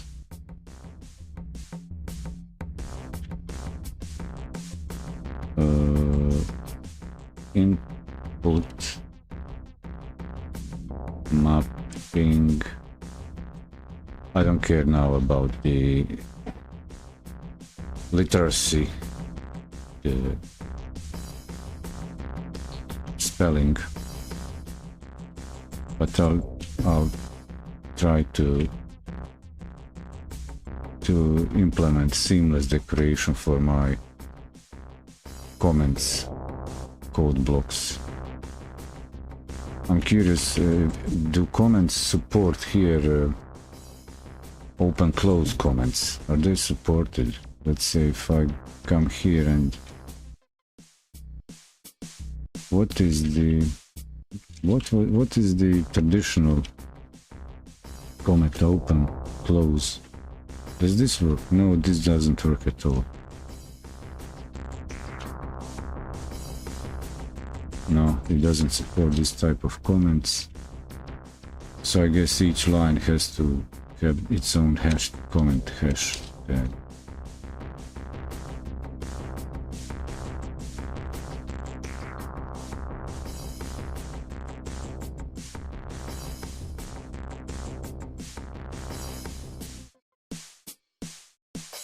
And next lesson will be, no, this is okay, let me hit the next and hit the next here where it takes me using signals. How much of this, how long is this using signals? Wow. Wait. So, connecting a signal in the editor, setting up a scene, connecting signal via code.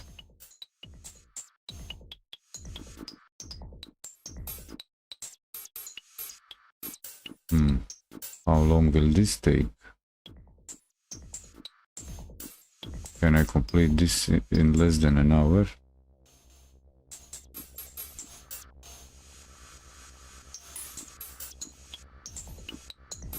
Shouldn't be clicking because it moves the focus of the magnifier, Windows magnifier, and that's not helpful. But back to top. Home, okay.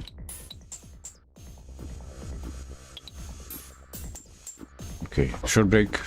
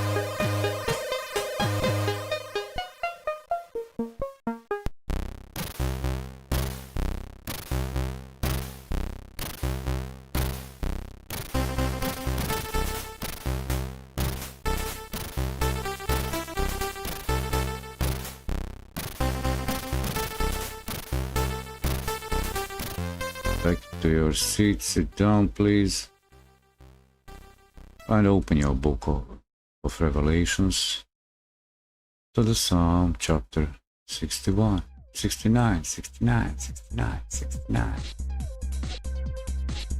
And signals. Let's keep this thing rolling. Just scratching this. Week 1, hey, no speed running, learning game development without speed running, going to the letter by letter, getting that sync in the head. So this is me recording my learning process, but also doing, I think, some useful commentaries.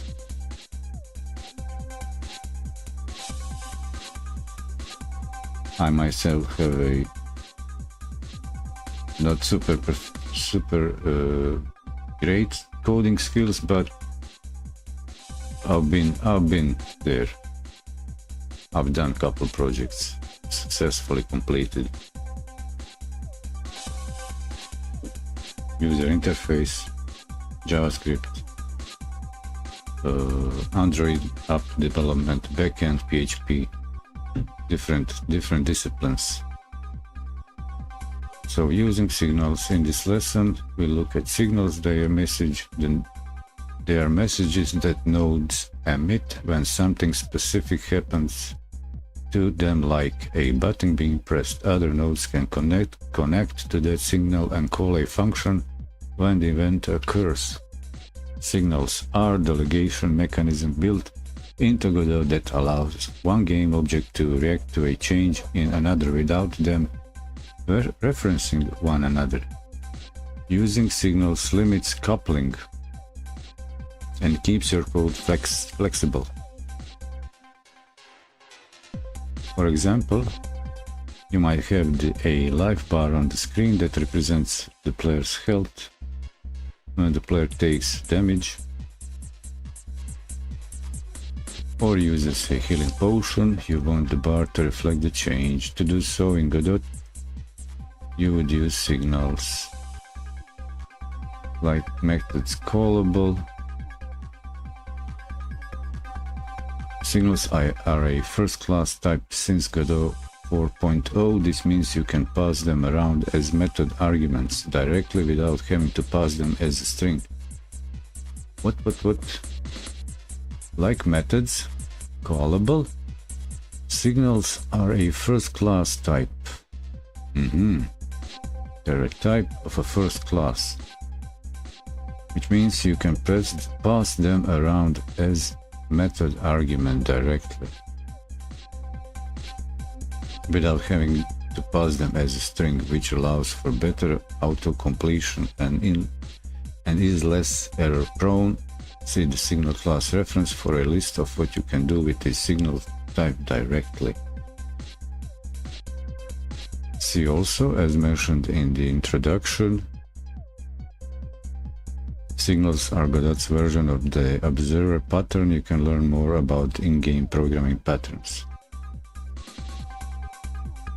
We will now use signal to make our Godot icon from previous lesson move and stop by pressing a button.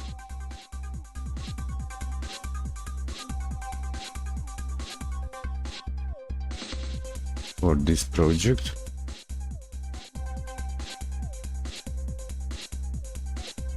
we will be following the Godot naming conventions. GDScript naming convention: classes nodes use Pascal case, variables and functions use snake case, and constant use all caps. So when we see a all caps, it's a constant. Is inbuilt. Can it be custom?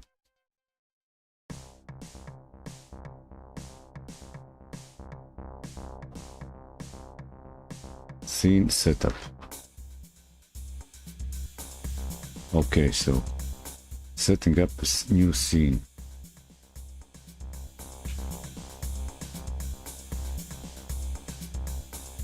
To add a button to our game, we will create a new scene which will include a button and the sprite 2d.tscn scene we created in the creating our first script lesson. Create a new scene by going to the new menu.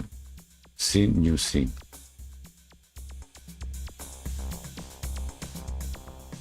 Need to moist my throat like this.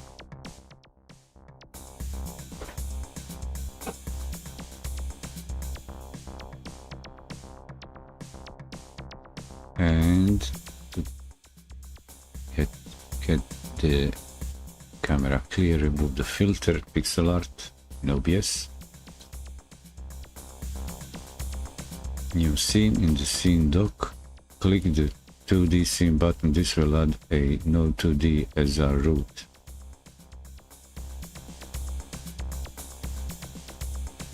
New scene, okay, and scene dock. For that new scene, also add a node 2D.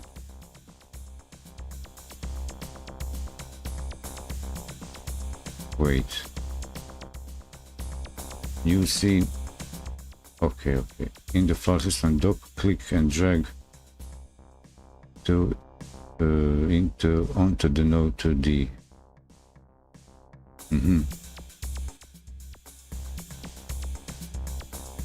Okay. So up to this point, I'll do up to this point. I'll repeat this. So I need to save this. Save. And here say new scene. Is this the one? It's empty, yeah? And I will just make sure that I can see. I will go into this because I need to see this. I remove this distraction feel like a pseudo full screen for the editor, so it shows me this panel because I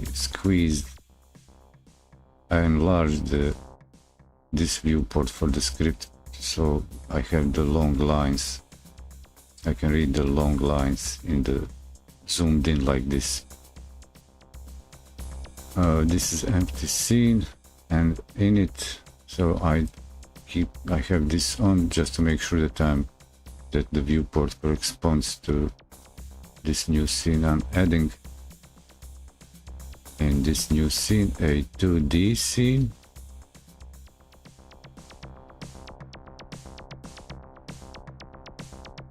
I'm following this right properly.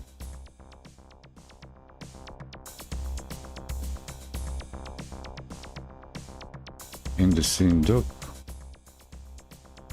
click to do this 2D scene a node. So scene a node, create a root node. Okay, it is empty. Okay, I understand. I guess I understand this.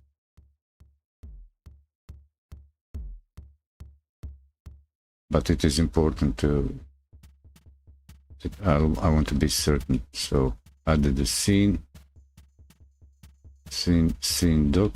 Add a 2D scene. This will add a node 2D as our root because it is empty. So when creating new scene, it doesn't have anything predefined. I need to get a root tree going, node tree going. And that tree will be based on the 2D scene node. And then I can drag in it. I will drag in it. Drag at it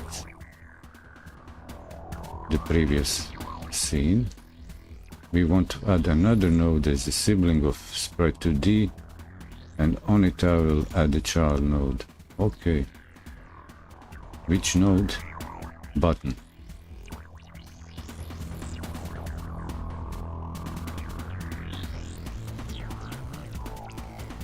Okay, we'll deal with that. So up to this point,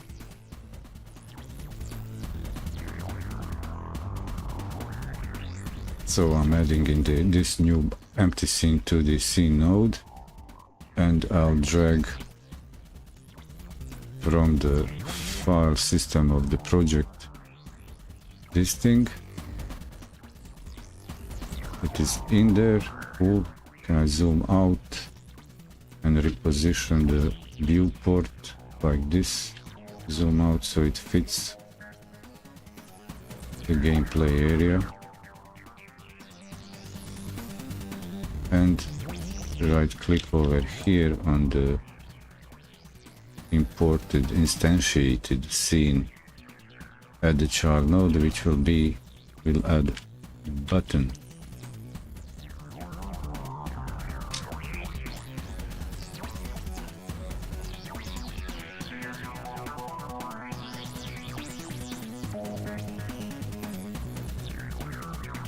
Where is it? Super tiny. I zoomed in with mouse wheel. Notice small by default. Click and drag on the bottom right handle of the button in viewport to resize it. If you don't see the handles, ensure the select tool is active. So use the scene toolbar to select tool. Click and drag on the button itself to move it closer to the sprite. How much closer? You can also write a label on the button by editing its text property. Enter toggle motion on the inspector on the right. So make it look at the end like this. Okay, let's do it. Let's do it. I can zoom out. I've got the select tool, move tool enabled. And in the end, what I want all it to look like is something like this. And I move this like here. Resize, scale. I don't want proportionally. Select, and I check this thingy like this. And on the inspector tab, text toggle motion. Motion. Cool. Can this? Can I get this larger? Toggle motion. What's this? No, I don't need to write an essay. Be directional, I guess. BD. Text directional language. Layout, localization, tooltip, focus mode, theme, visibility, ordering, texture, material, process. The button, what's this? Properties, documentation, icon, I'm looking just for the decoration styling, but I'm guessing that's in the theme section. Theme empty, so I'm supposed to, where do I get the theme? Create a new theme, I don't know. There was one 3D game tutorial used the theming for user interface. But here we go, okay, we have here something like nothing. Okay, type variant. Can I get the system fonts from the installed on my computer, or I need actually to provide them in the project? Get the font file and use it to do those kinds of styling. Anyway, we got this looking something like this. Save your new scene as a node 2D. Okay, if you haven't already, you can then run it with F6. At the moment the button will be visible but nothing happens. Okay. Connecting signal in the editor. Here we want to connect the button's pressed signal to our sprite 2D, and we want to call a new function that will toggle its motion on and off. We need to have a script attached to the sprite 2D node. We need to have a script attached to the sprite 2D node, which we do from the previous lesson. Okay, we have that script attached. You can connect signals in the node dock. Select the button node, and on the right side of the editor, click on the tab name node next to inspector. The dock displays a list of signals available on the selected node. Pressed. Filter signals. Double-click the pressed signal to open the node connection window.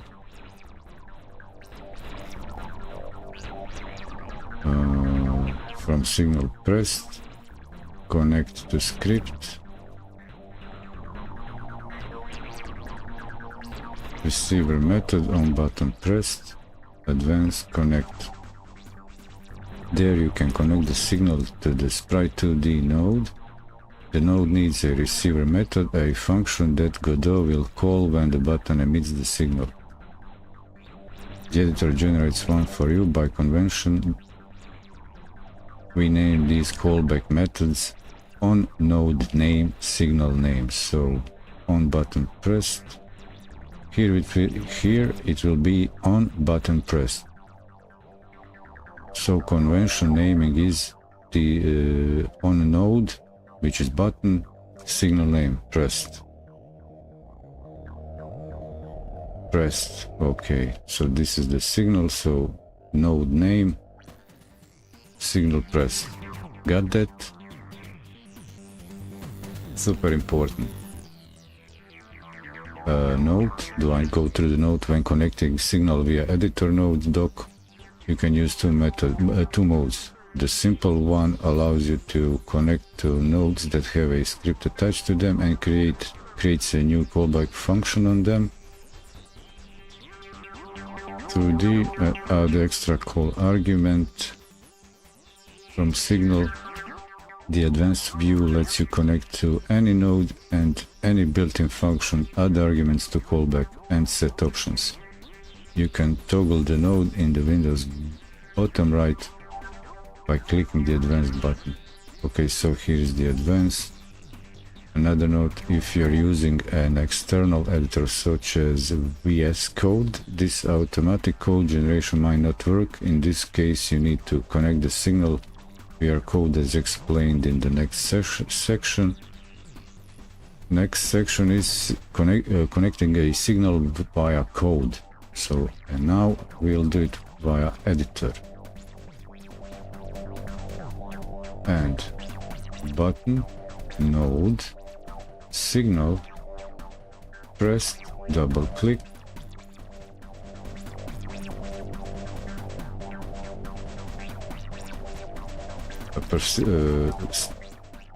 Be persistent to double click to open it. I don't know what's my sensitivity on the button, or is the button too old, but here it is. Connecting from sprite 2D. Okay. And button press. So we are connecting button connecting from to the sprite 2D.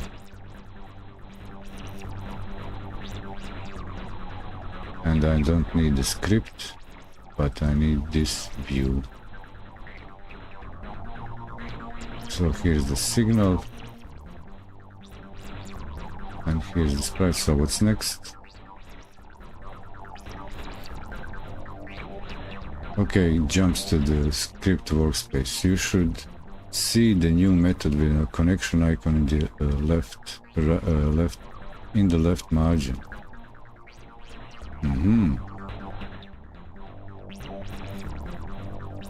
Let me double check that that's the fact. So it did change to mile. Let me see. Can I? Okay, let's go to the script. Where is the signal? Where is the method? Okay, here is the, I can follow the methods, implemented methods here. It's on the bottom.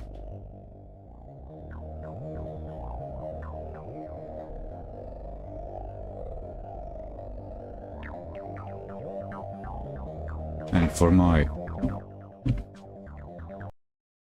so I can reuse this and relearn this from this example lesson. I can say connecting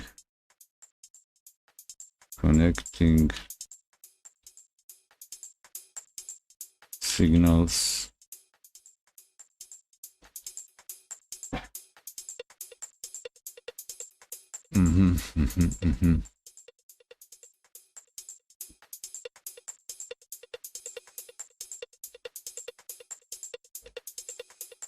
connecting signals, and I'll put in the parentheses like a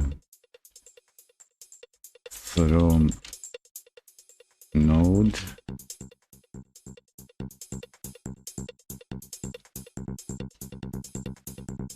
signal naming it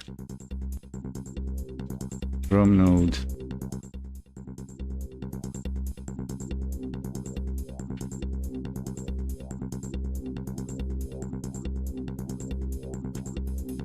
and I'll give myself more room here to work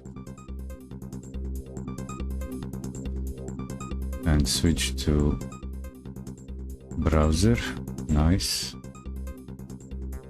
Do I have these things? So if I click the icon, a window pop-ups and displays information about the connection. So if I click this, I'll get this. Connections to method, button pressed, try to. Would you look at that? Let's replace the line pass keyword that toggle the node's motion. That'll toggle the node's motion.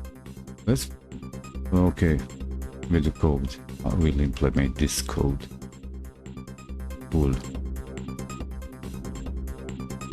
Our sprite 2D moves thanks to code in the process function. Godot provides a method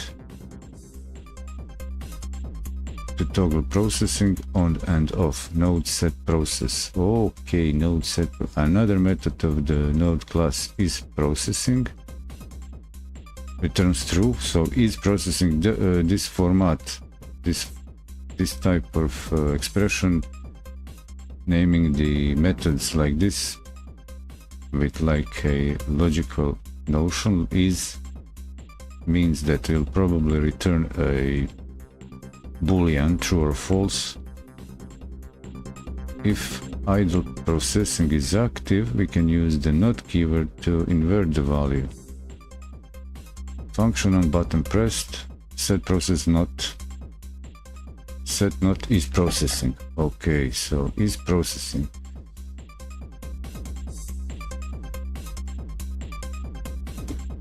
This function will toggle processing and in turn the icon's motion on and off upon pressing the button. Before trying the game, we need to simplify our process function to move the node automatically and not wait for user input.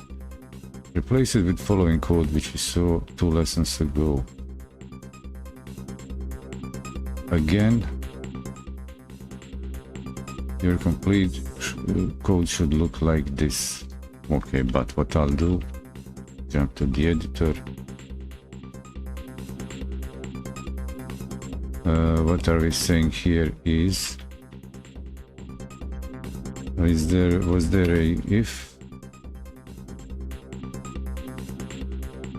No. Processing, not processing.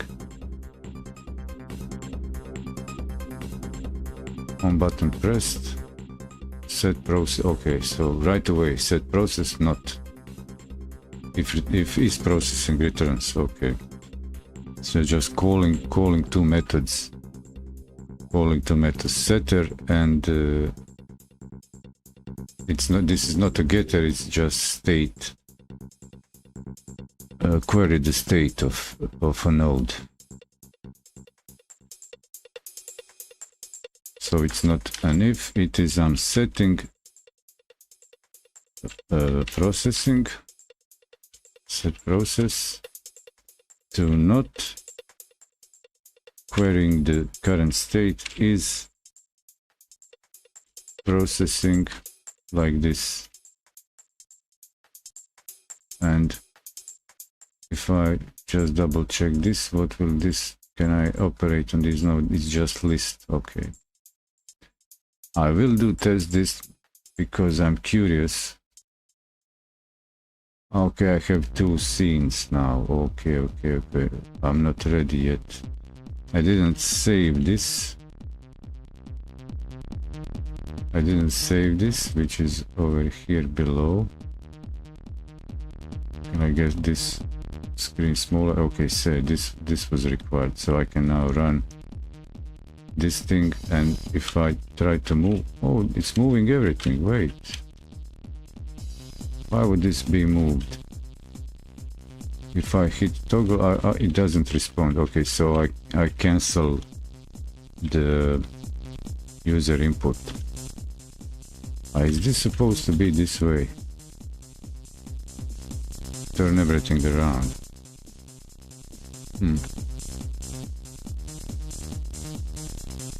Do I have the right structure? You know what's going on? We got the label, the button, as a child node of... so if I go back to the beginning, adding a button,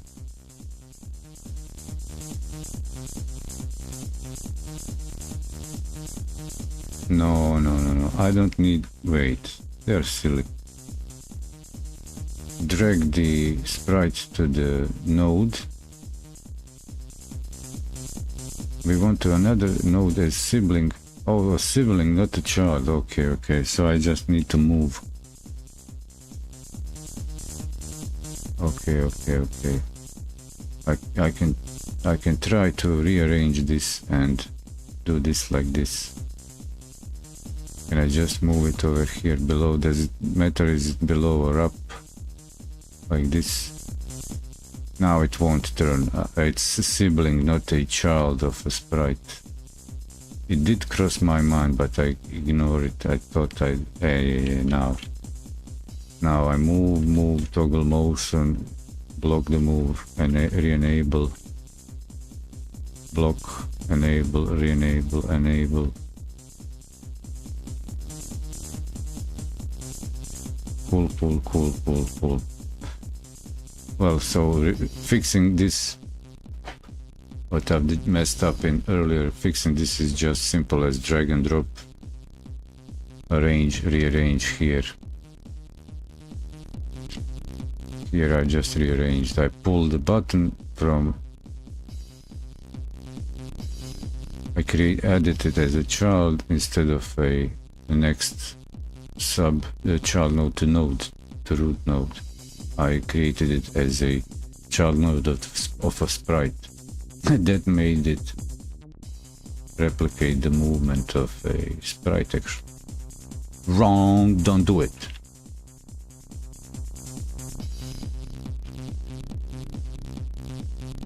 Next thing that's fixed, cool.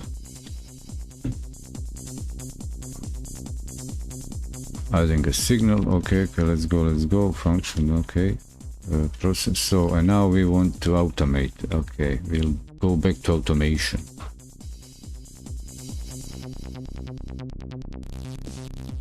Before trying the game, we need to simplify our process to move the node automatically and not wait for user input. Replace it with the following code, which we saw 2 lessons ago.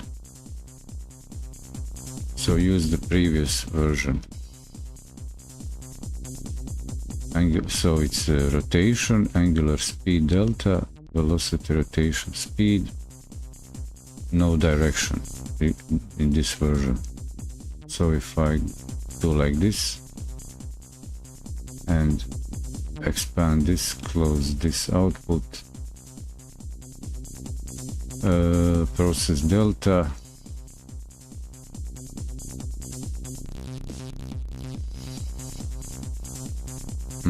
now it's, since this is code now a bit larger, I could maybe use the, no, don't do that. Don't open the documentation.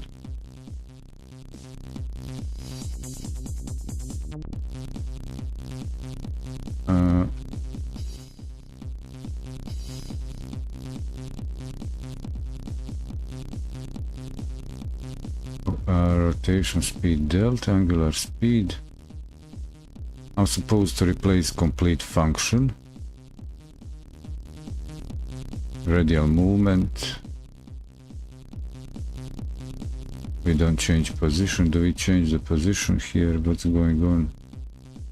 Yeah, it moves the position, so it's pretty much the whole deal. So how would I enable previous version and cancel out this version?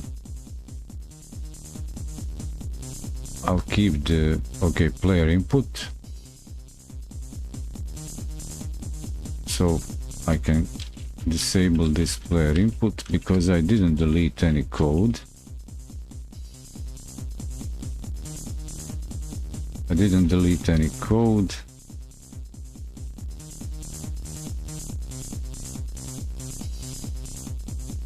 I left it because here is even this thing, so I can re-enable it just by removing comments, and this thing will be like this. What's not matching the indentation level? At 121, okay, I need to comment these things. Cool. And we need this enabled. So automation, rotation, angular speed delta, position. Let's see. I could also create, clone the whole rotation.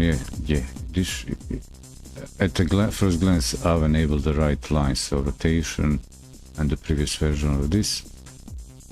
Maybe a better thing would be like, it would be even, now, here would be the next step for me to implement. Have these two modes of gameplay, implement selection for to switch between these two gameplay modes. That would be a good exercise without intervention in the code. Have both codes, function versions available, and put in the user interface a button for player to select a game type,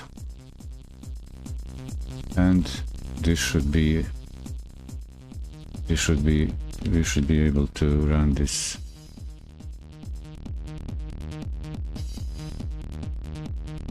Save, run the scene. He's moving on its own. Toggle stop, like that.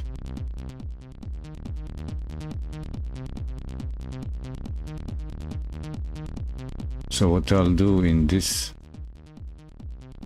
for the exercise, this is what I'll do here.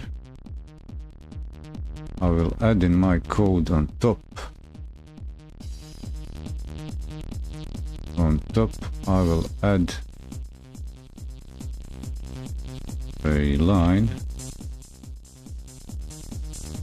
to do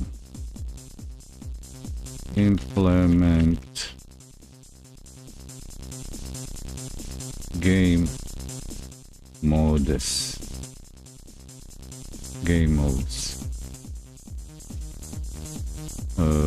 Switch between auto movement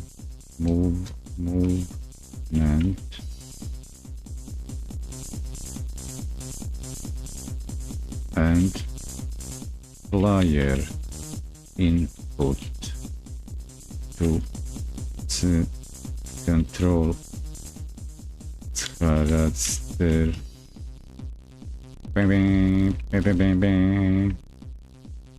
I'll just ident this a bit more and say this is this section, let's say. Save this, and now next listen. Next, there's enough time today to do 2 streams.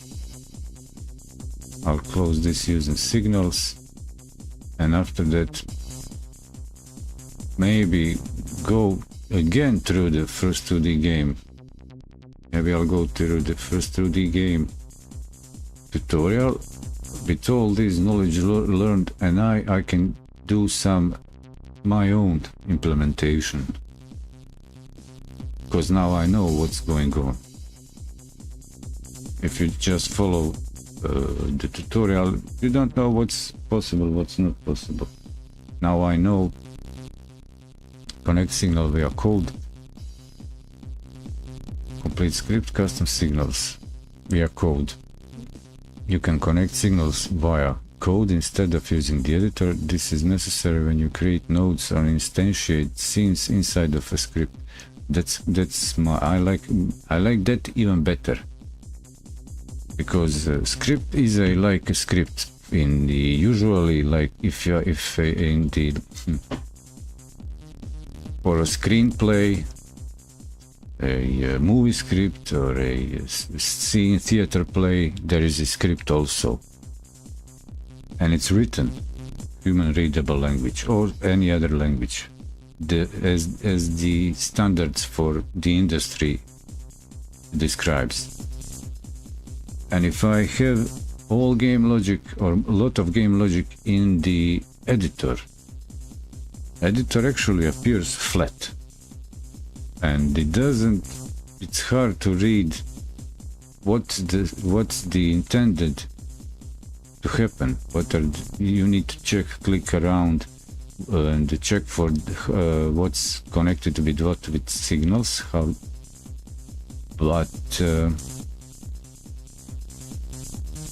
if I have if it's possible to, if I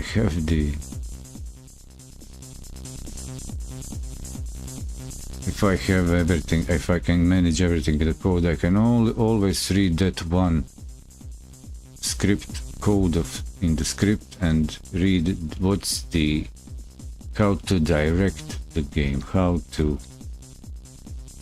it will play out, written in the script. It's better readable, better insight of the whole project, whole game, whole elements and logic implementation.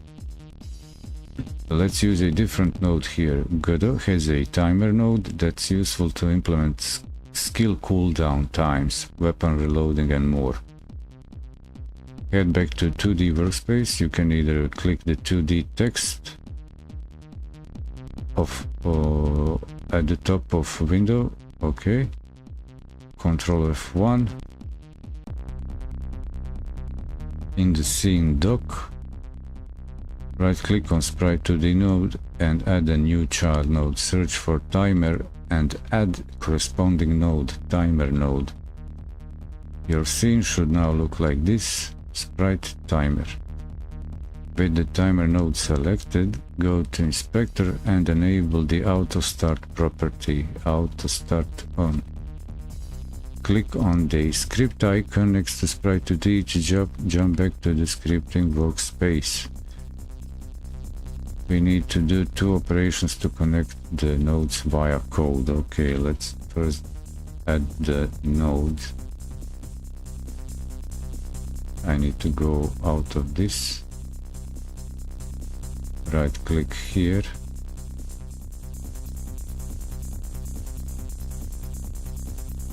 Select it. Add child node, timer.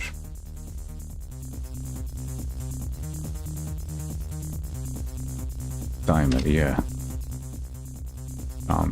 Typing to filter out, and in the inspector auto start on. Nice. Sprite, click here on the, I'm clicking on the script to jump. Well, actually I wasn't even in the, I've stayed in the script.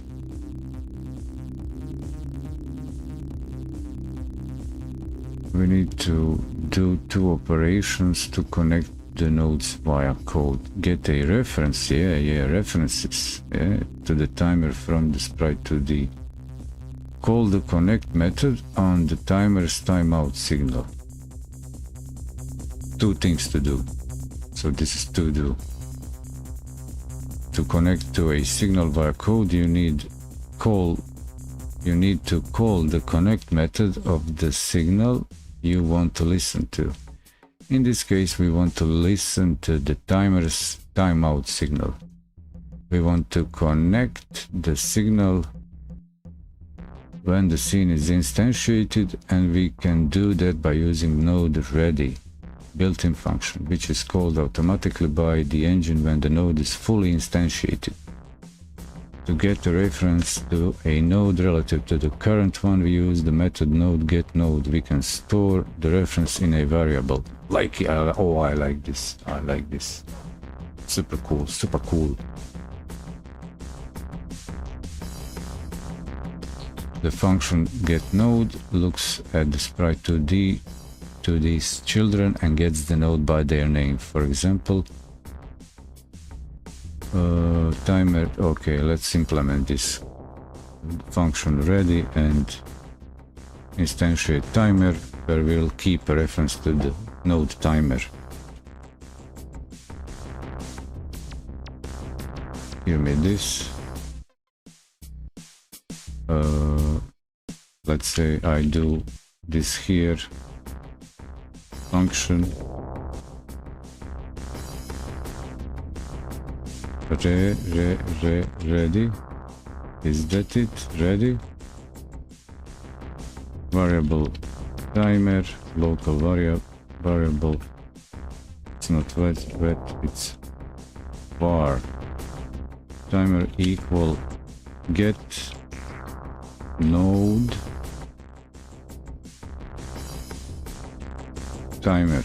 Yeah, it also provides me the auto completion. For this I hit save, I'll tap to the code, to the page.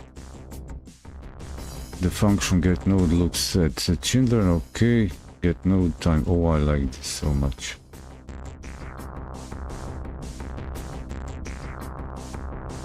For example, if you renamed the timer node to blinking timer in the editor, you will have to change the call to get node blinking timer.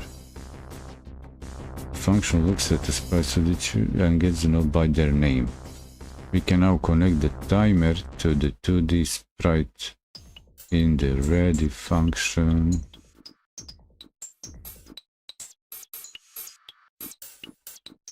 We can now connect. Come on, don't jump around like this. Sorry people about this, but okay, we can now connect the timer to the sprite 2D in the ready function.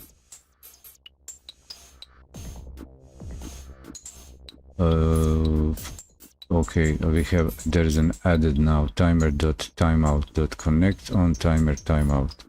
The line reads like so. We connect the timer's timeout signal to the node to which the script is attached.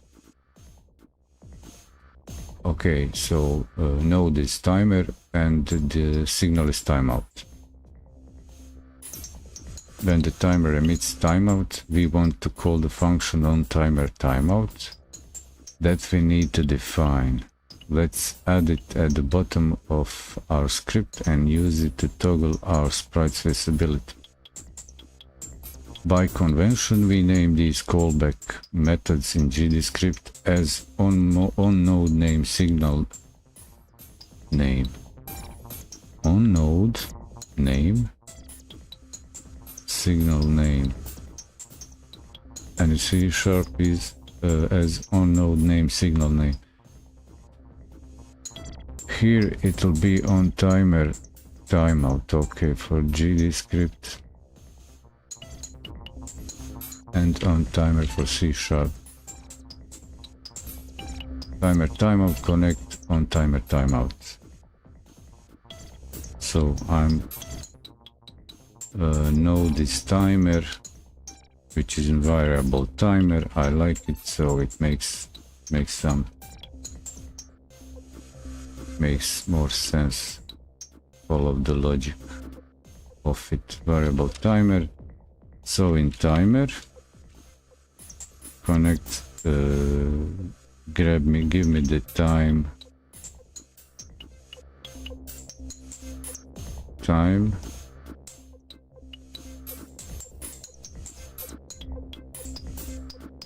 No timer, timeout.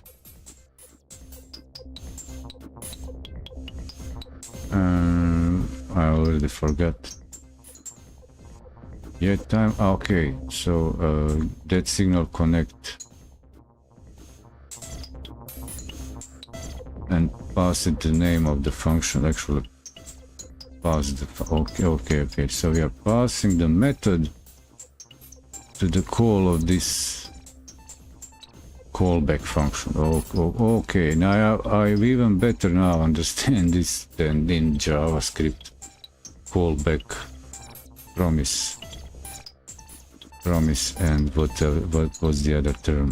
Timeout, connect,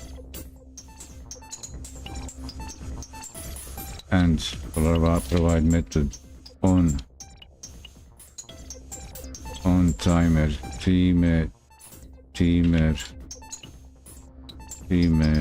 timeout.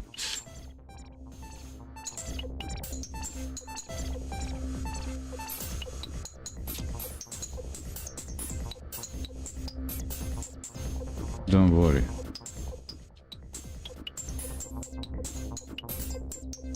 Did I get this properly?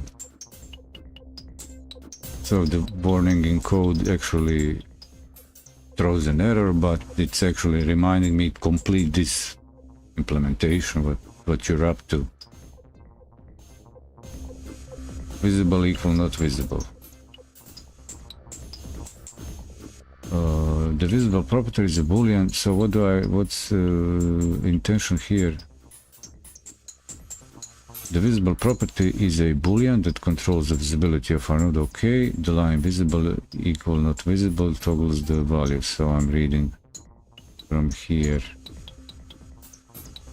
Timer not visible equal not visible. So it's a property. Visible is a member of a node. The line visible not toggles it. You can run now and you'll see that sprite blinks on and off at 1 second intervals. Complete script and custom signals. How much of that there is? Okay, that will be, I'll just have a tiny break and finish this stream with the custom signals, and this is done. I just need to implement the function on timer timeout.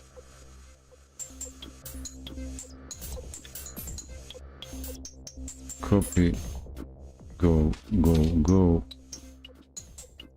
function this thing. Okay, pull down variable. No, method, it already exists. Visible equal not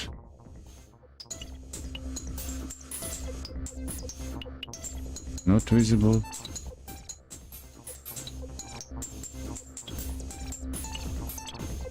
Was that it? Huh? So the operator works like that. Okay. Well, let's check how my thing will blink.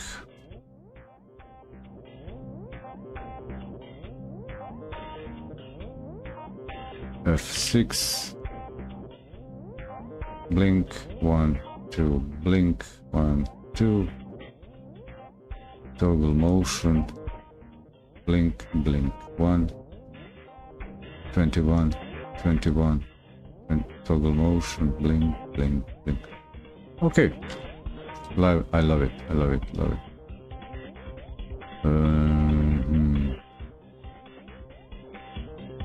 What would I say here? So function ready.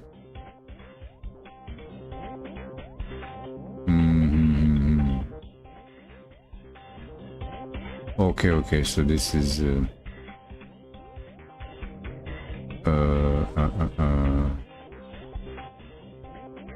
I know what I'll say here. This section is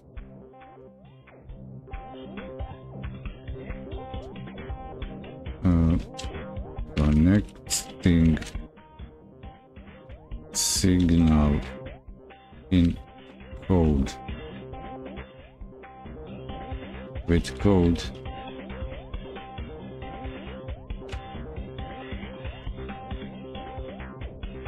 Okay, and I'll do this and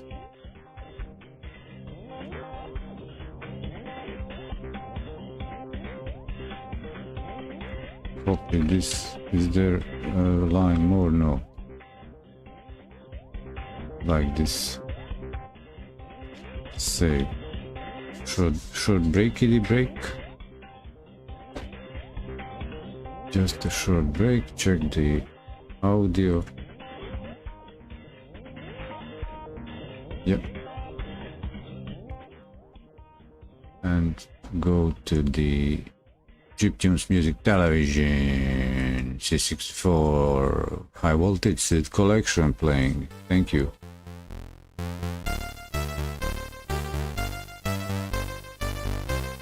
I mean, you're welcome.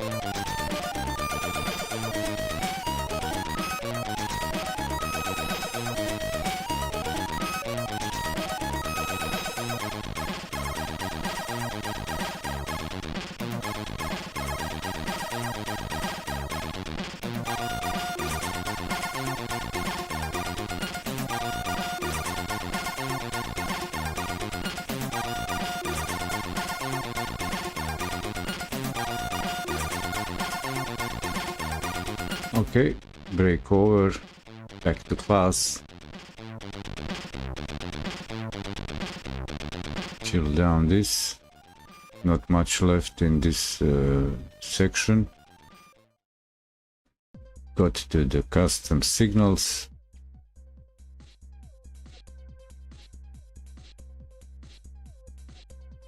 Put the show soundtrack on.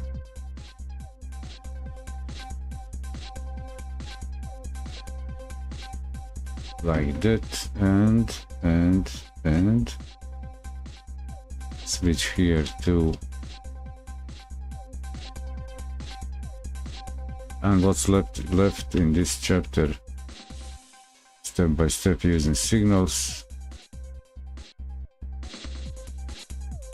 I got to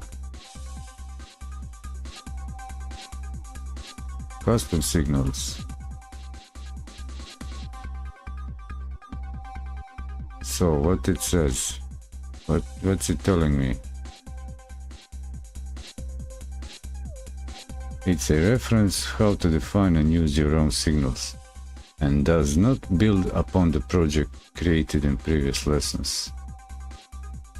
I can define custom signals in a script, say for example that I want to show a game over screen when the player's health reaches the null.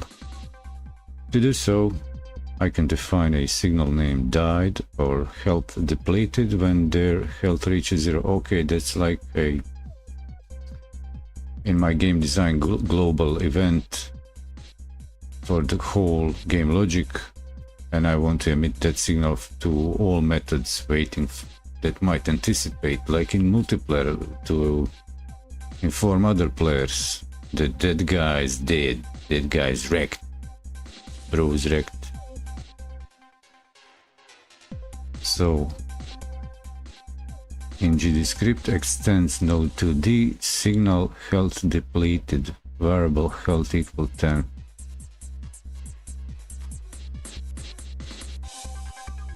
Okay, so it's the signal health depleted. I don't think that the code example matches the description above. I could define name died, or health depleted. Okay. In what node? What would be the title of a node? It's just a node. It's just a generic node to emit a signal. Okay, it doesn't have a scene.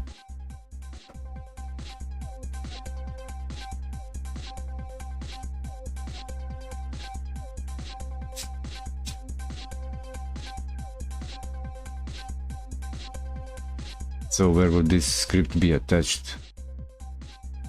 Who would be a where would this script be attached, initiated from? Well, as signal represent events that just occurred, we generally use an action verb in the past tense in their names.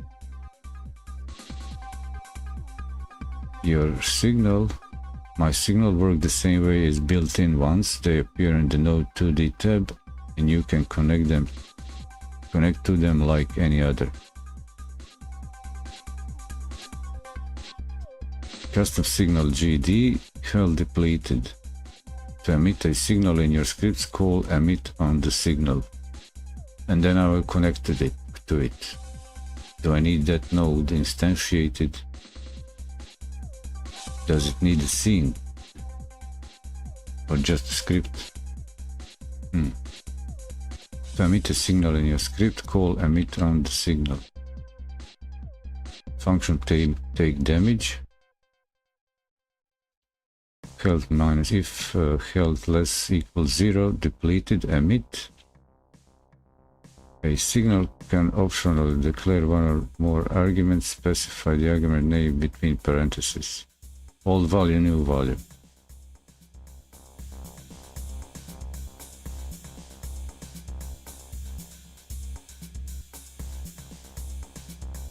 signal arguments show up in editor's nodes doc, and Godot can use them to generate callback functions for you.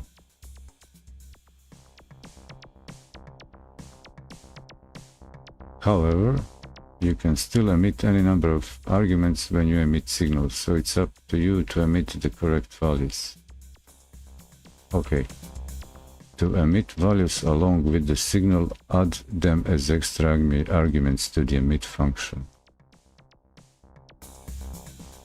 Here, function take damage amount, hold health, comma health changed, take damage amount, health minus amount, health changed, emit.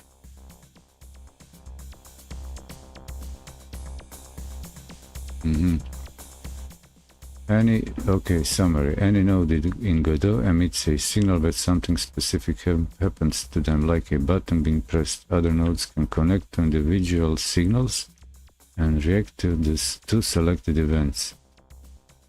Signals have many uses.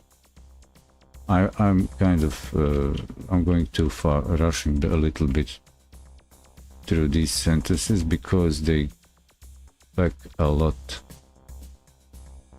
Any node in Godot emits signals and something specific happens, like a button being pressed. Other nodes can connect to individual signals and react to selected events. Signal event. Signals have many uses. With them, you can react to a node entering or exiting the game world, to a collision, to a character entering or leaving an area, to an element of the interface changing size, and much more. For example, an area 2D representing a coin emits a body entered signal, where the player's physics body enters its collection shape, allowing you to know when the player collected it. For example, area 2D representing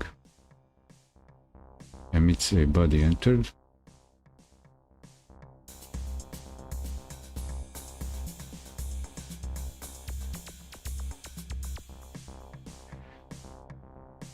In the next section, first 2D game.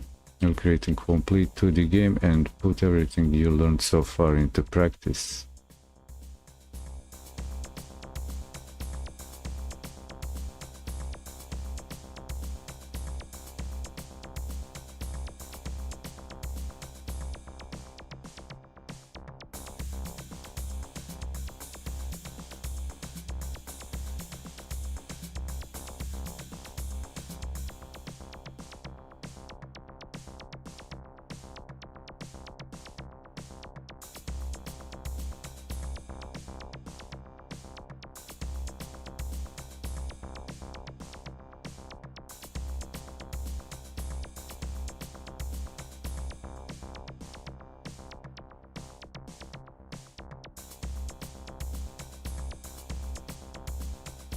Here are two discussions going on, but checking actually what other people experienced with this.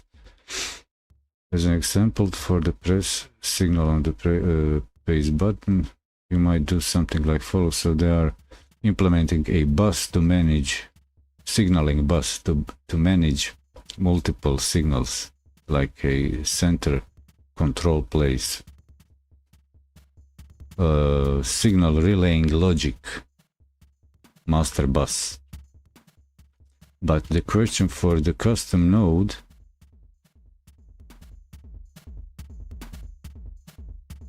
signal bus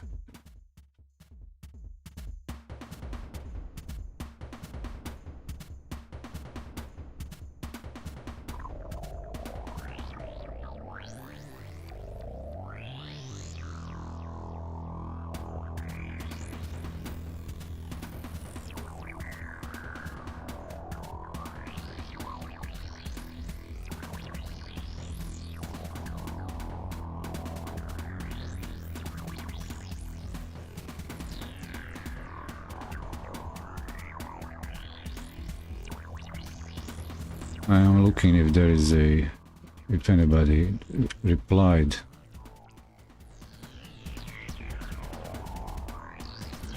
I don't see a reply to that question. Which node to inherit? Okay, so custom signal appears to be node 2D since the script starts with the extend node 2D, but that's not the point.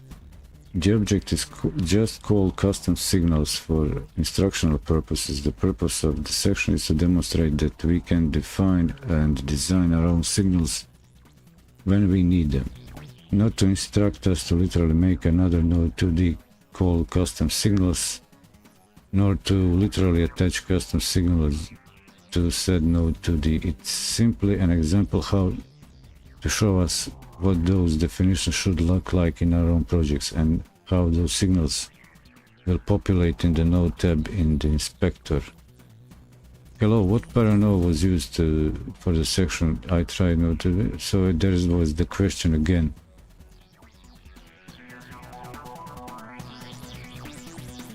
So custom signals appears to be node 2D since the strip starts with extend node 2D, but it's general.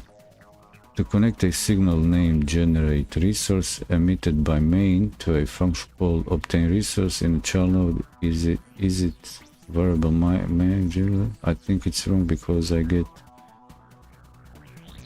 Okay, I see that I need the correct path. However, it's a good practice to have main emit signals. They are now probably discussing the idea of a bus. But it's good discussion. I like it. I recently some troubles with the signals. I thought it would be helpful to share my solution. As the docs tell you, you can connect signals from editor to methods by right-clicking the signal and pressing connect. However, connecting through code isn't as easy as the guide tells. To do so, you will need to use lambda functions like shown here. You know what, bro? I don't care about YouTube video explaining lambda functions. Here's an example. Get node. Press connect function on main exit, press print, it worked. Finally get tree.quit. Main menu. UI root, exit button, get node. Hi, I don't understand why for a button I could link the signal to the sprite 2D, although the node tab, whereas for the timer I had to write code in my script. When I tried to link the timer to my script 2D, the node tab, it didn't work. In other terms, why does this code not work? Function timer. I don't know, it works. Timer timeout. Godot will allow you to connect via node tab. Click connect, search for and select the node that has the script that contains your function. Select your function. I think the docs are not presenting the topics in a clear and orderly way. What? Thank you for the answer. I just did as you said and it worked. I thought I already did it in the same way before, but maybe I was missing something shit. The timer example wasn't because you had to connect the timer via code. It's supposed to illustrate how to connect something via code. Via code, the example would probably make more sense if the thing to connect, in this case the timer, was created via code rather than added in the scene doc and just looked up in the code via. So this is good to see this discussion because it reflects what I was having a dilemma with me about how to grasp the concept of elements implemented with editor and how does that reflect and where does it reflect in a scripted game logic building. How to build game logic just with editor. Having a script is, I think, still good way because allows to follow the script, read it out. Editor doesn't. I don't know how would I figure out the. I would need to read every property, click on everything that I have to figure out the game logic or run it and then say, aha, here, this might be emitting here, this to this, and so on and so on. If you were to instantiate something in the code I'm now reading, then you'd need to connect it via code. The example should probably do that rather than the bit about adding the timer via the scene doc. I'd suggest removing that stage and changing the code to something like this. Let's see. Okay, timer nude. Here's the cool. That's perfect. I like it. I like it. Timer start equal auto start equal true. Okay, perfect. Perfect. Thanks. And you can create a timer to call a function at the end with this method. Get tree, create timer, timeout.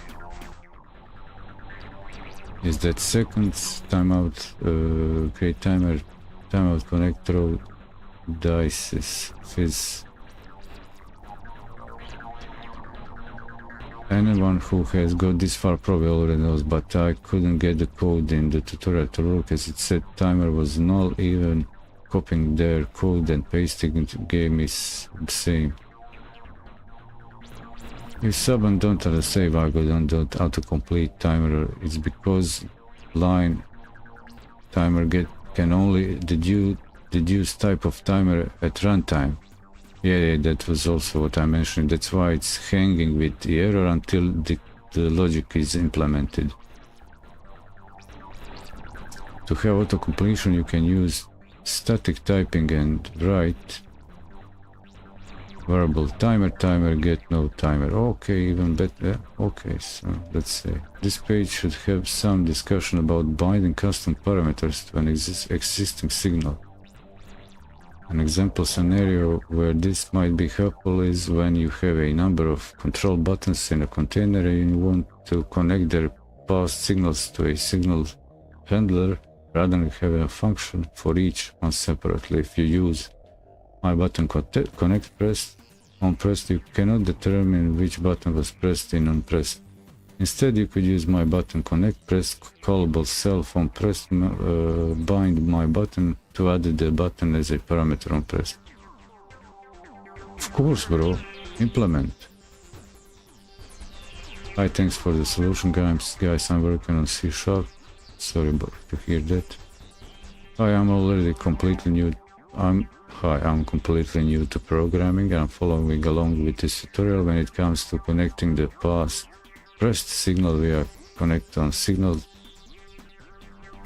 to a method panel, I get target not found. I've gone back through to check if I made a mistake somewhere, but can't see anything. Could anyone point me in the right direction? Regards. I have just spotted that in scene 3 there is no script icon next to sprite 2D. Okay, next is our first 2D game. So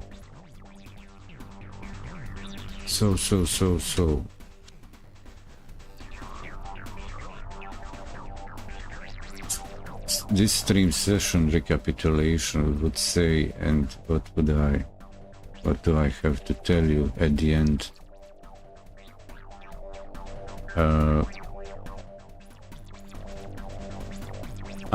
There are a few new ideas I have about the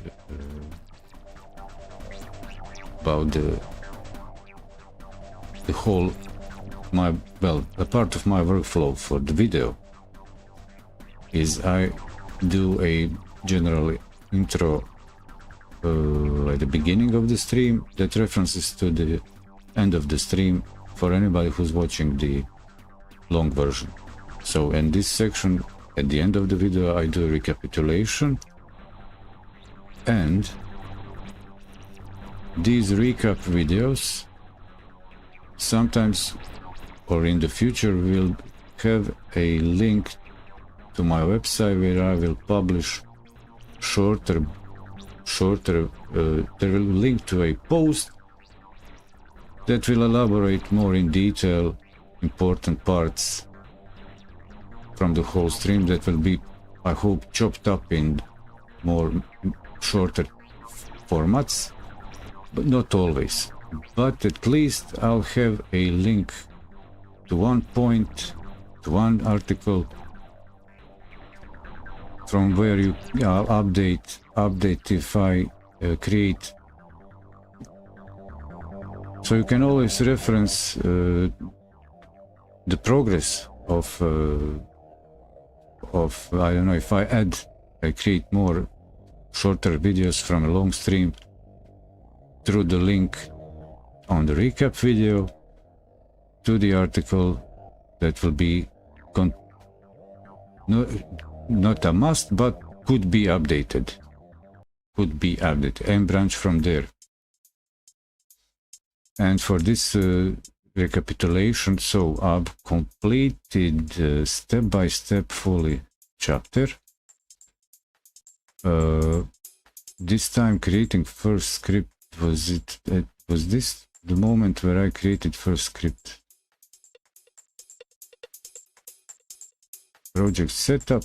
And what was good going through well, of course, this is perfect because with this approach, creating first script, it moves from developing with just editor visually the project. It teaches us, it taught me how to build, implement logic and grow the project using developing a script, and how to reference nodes,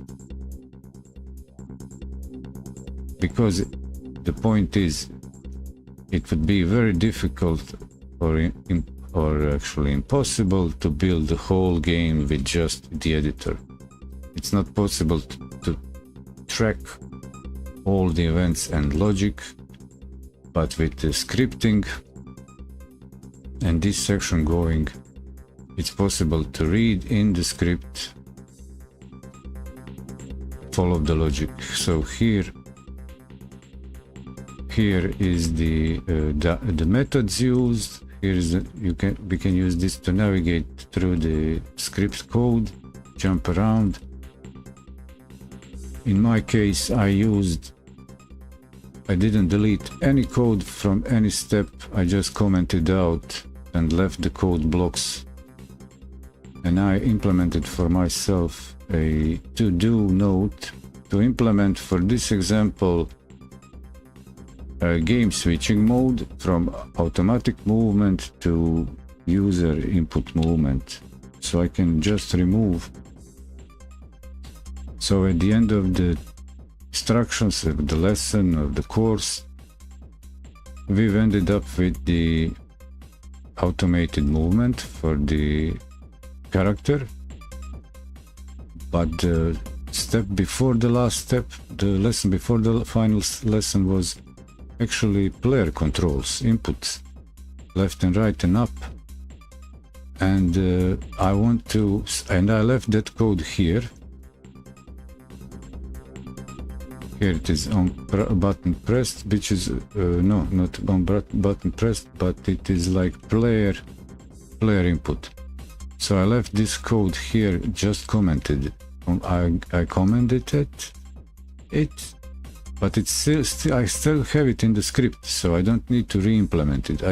And I want to expand this example with the adding let's say another button here to select game mode, whether automated, auto motion, or player input. And I already have all the code implemented, and I can refresh my knowledge from that and build further. So and also now I can use this for reference. I'm using it for a reference at the end for the summary.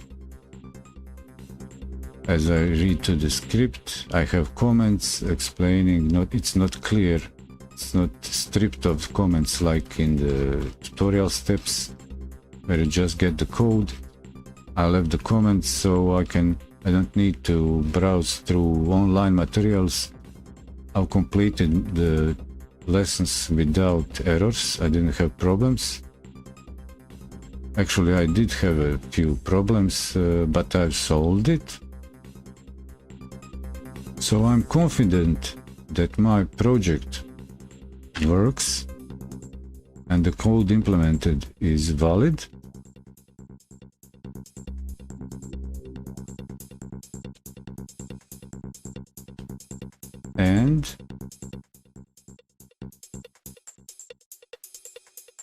And it's useful as it has a comment describing, at least in general, the use case for the code. At the moment I cannot just uncomment the lines and have it work because what's going on? It's everything is in the code block for the implementation on process.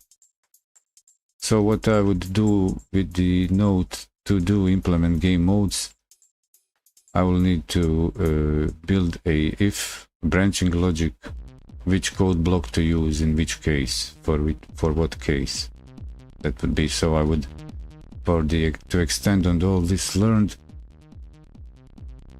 for all this learned, to extend on this, if I switch here 2D, node 2D, for this scene I might also add another button and connect the signal on pressed, meaning toggling the mode, and then in the implementation of the script I could check it on process, let's say calls, whether what's the state of the mode selected, like mode, true, false, on, off, and then select what code block to use.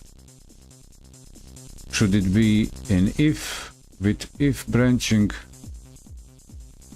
to select which code to run player input versus automated rotation, radial movement, or some other method. So what was learned so far was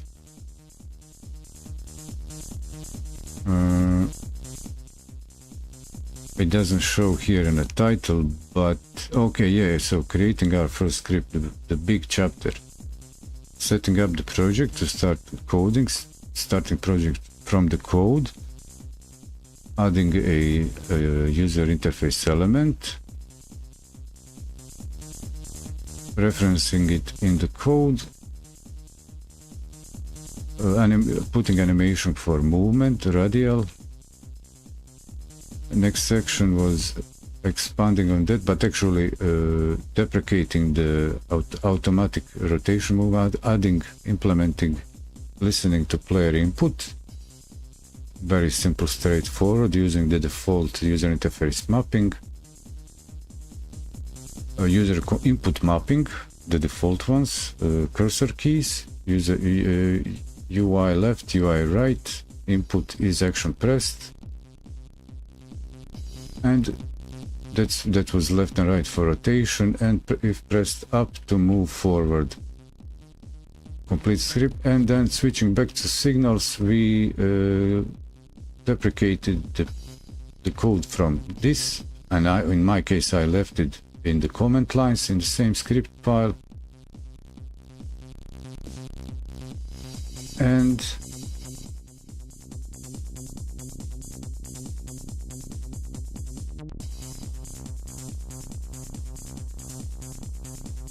completed listen to player input.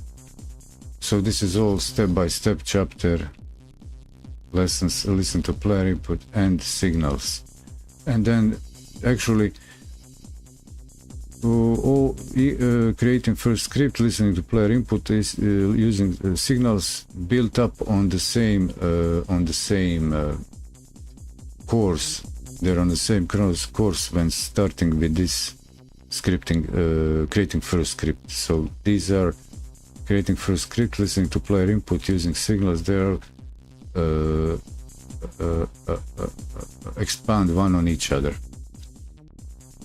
While the first three chapters, scripting language, creating instance, they do more with they deal more with something else that you can see in the, or with user interface, the editor itself, that you can see in the previous stream session, day 6, I think. So this is GD learning day 7, Godot learning day 7, and now I've reached the first 2D game, and now I'll go again through this, but I'll just let myself loose because I've done this years ago, but I'll see that in the next session, probably in a few hours from now. I'll jump into that. Wow, what a summary. Thank you all for stopping by. Well, you're welcome. Now you have the audio version of the Godot official manual documentation with some, I don't know, spicy comments from my side and explanations in general, more elaborate. I have some background so I can speculate, bring my own opinions in, but code works well and instructions work well. There is one or two hiccups, but it's actually good exercise to solve the problem. What helped me most was that before going into the step-by-step, I actually just completed learning from scratch the GD script, and then it was all easier from there on, when I could fix some glitches, hiccups in the text parts for the manual and documentation. Well, without further ado, better sooner get this stream closed, so sooner I'll be back again, same day. It depends where in the part of the world we are. Switching to the outro. Stay safe, see you soon.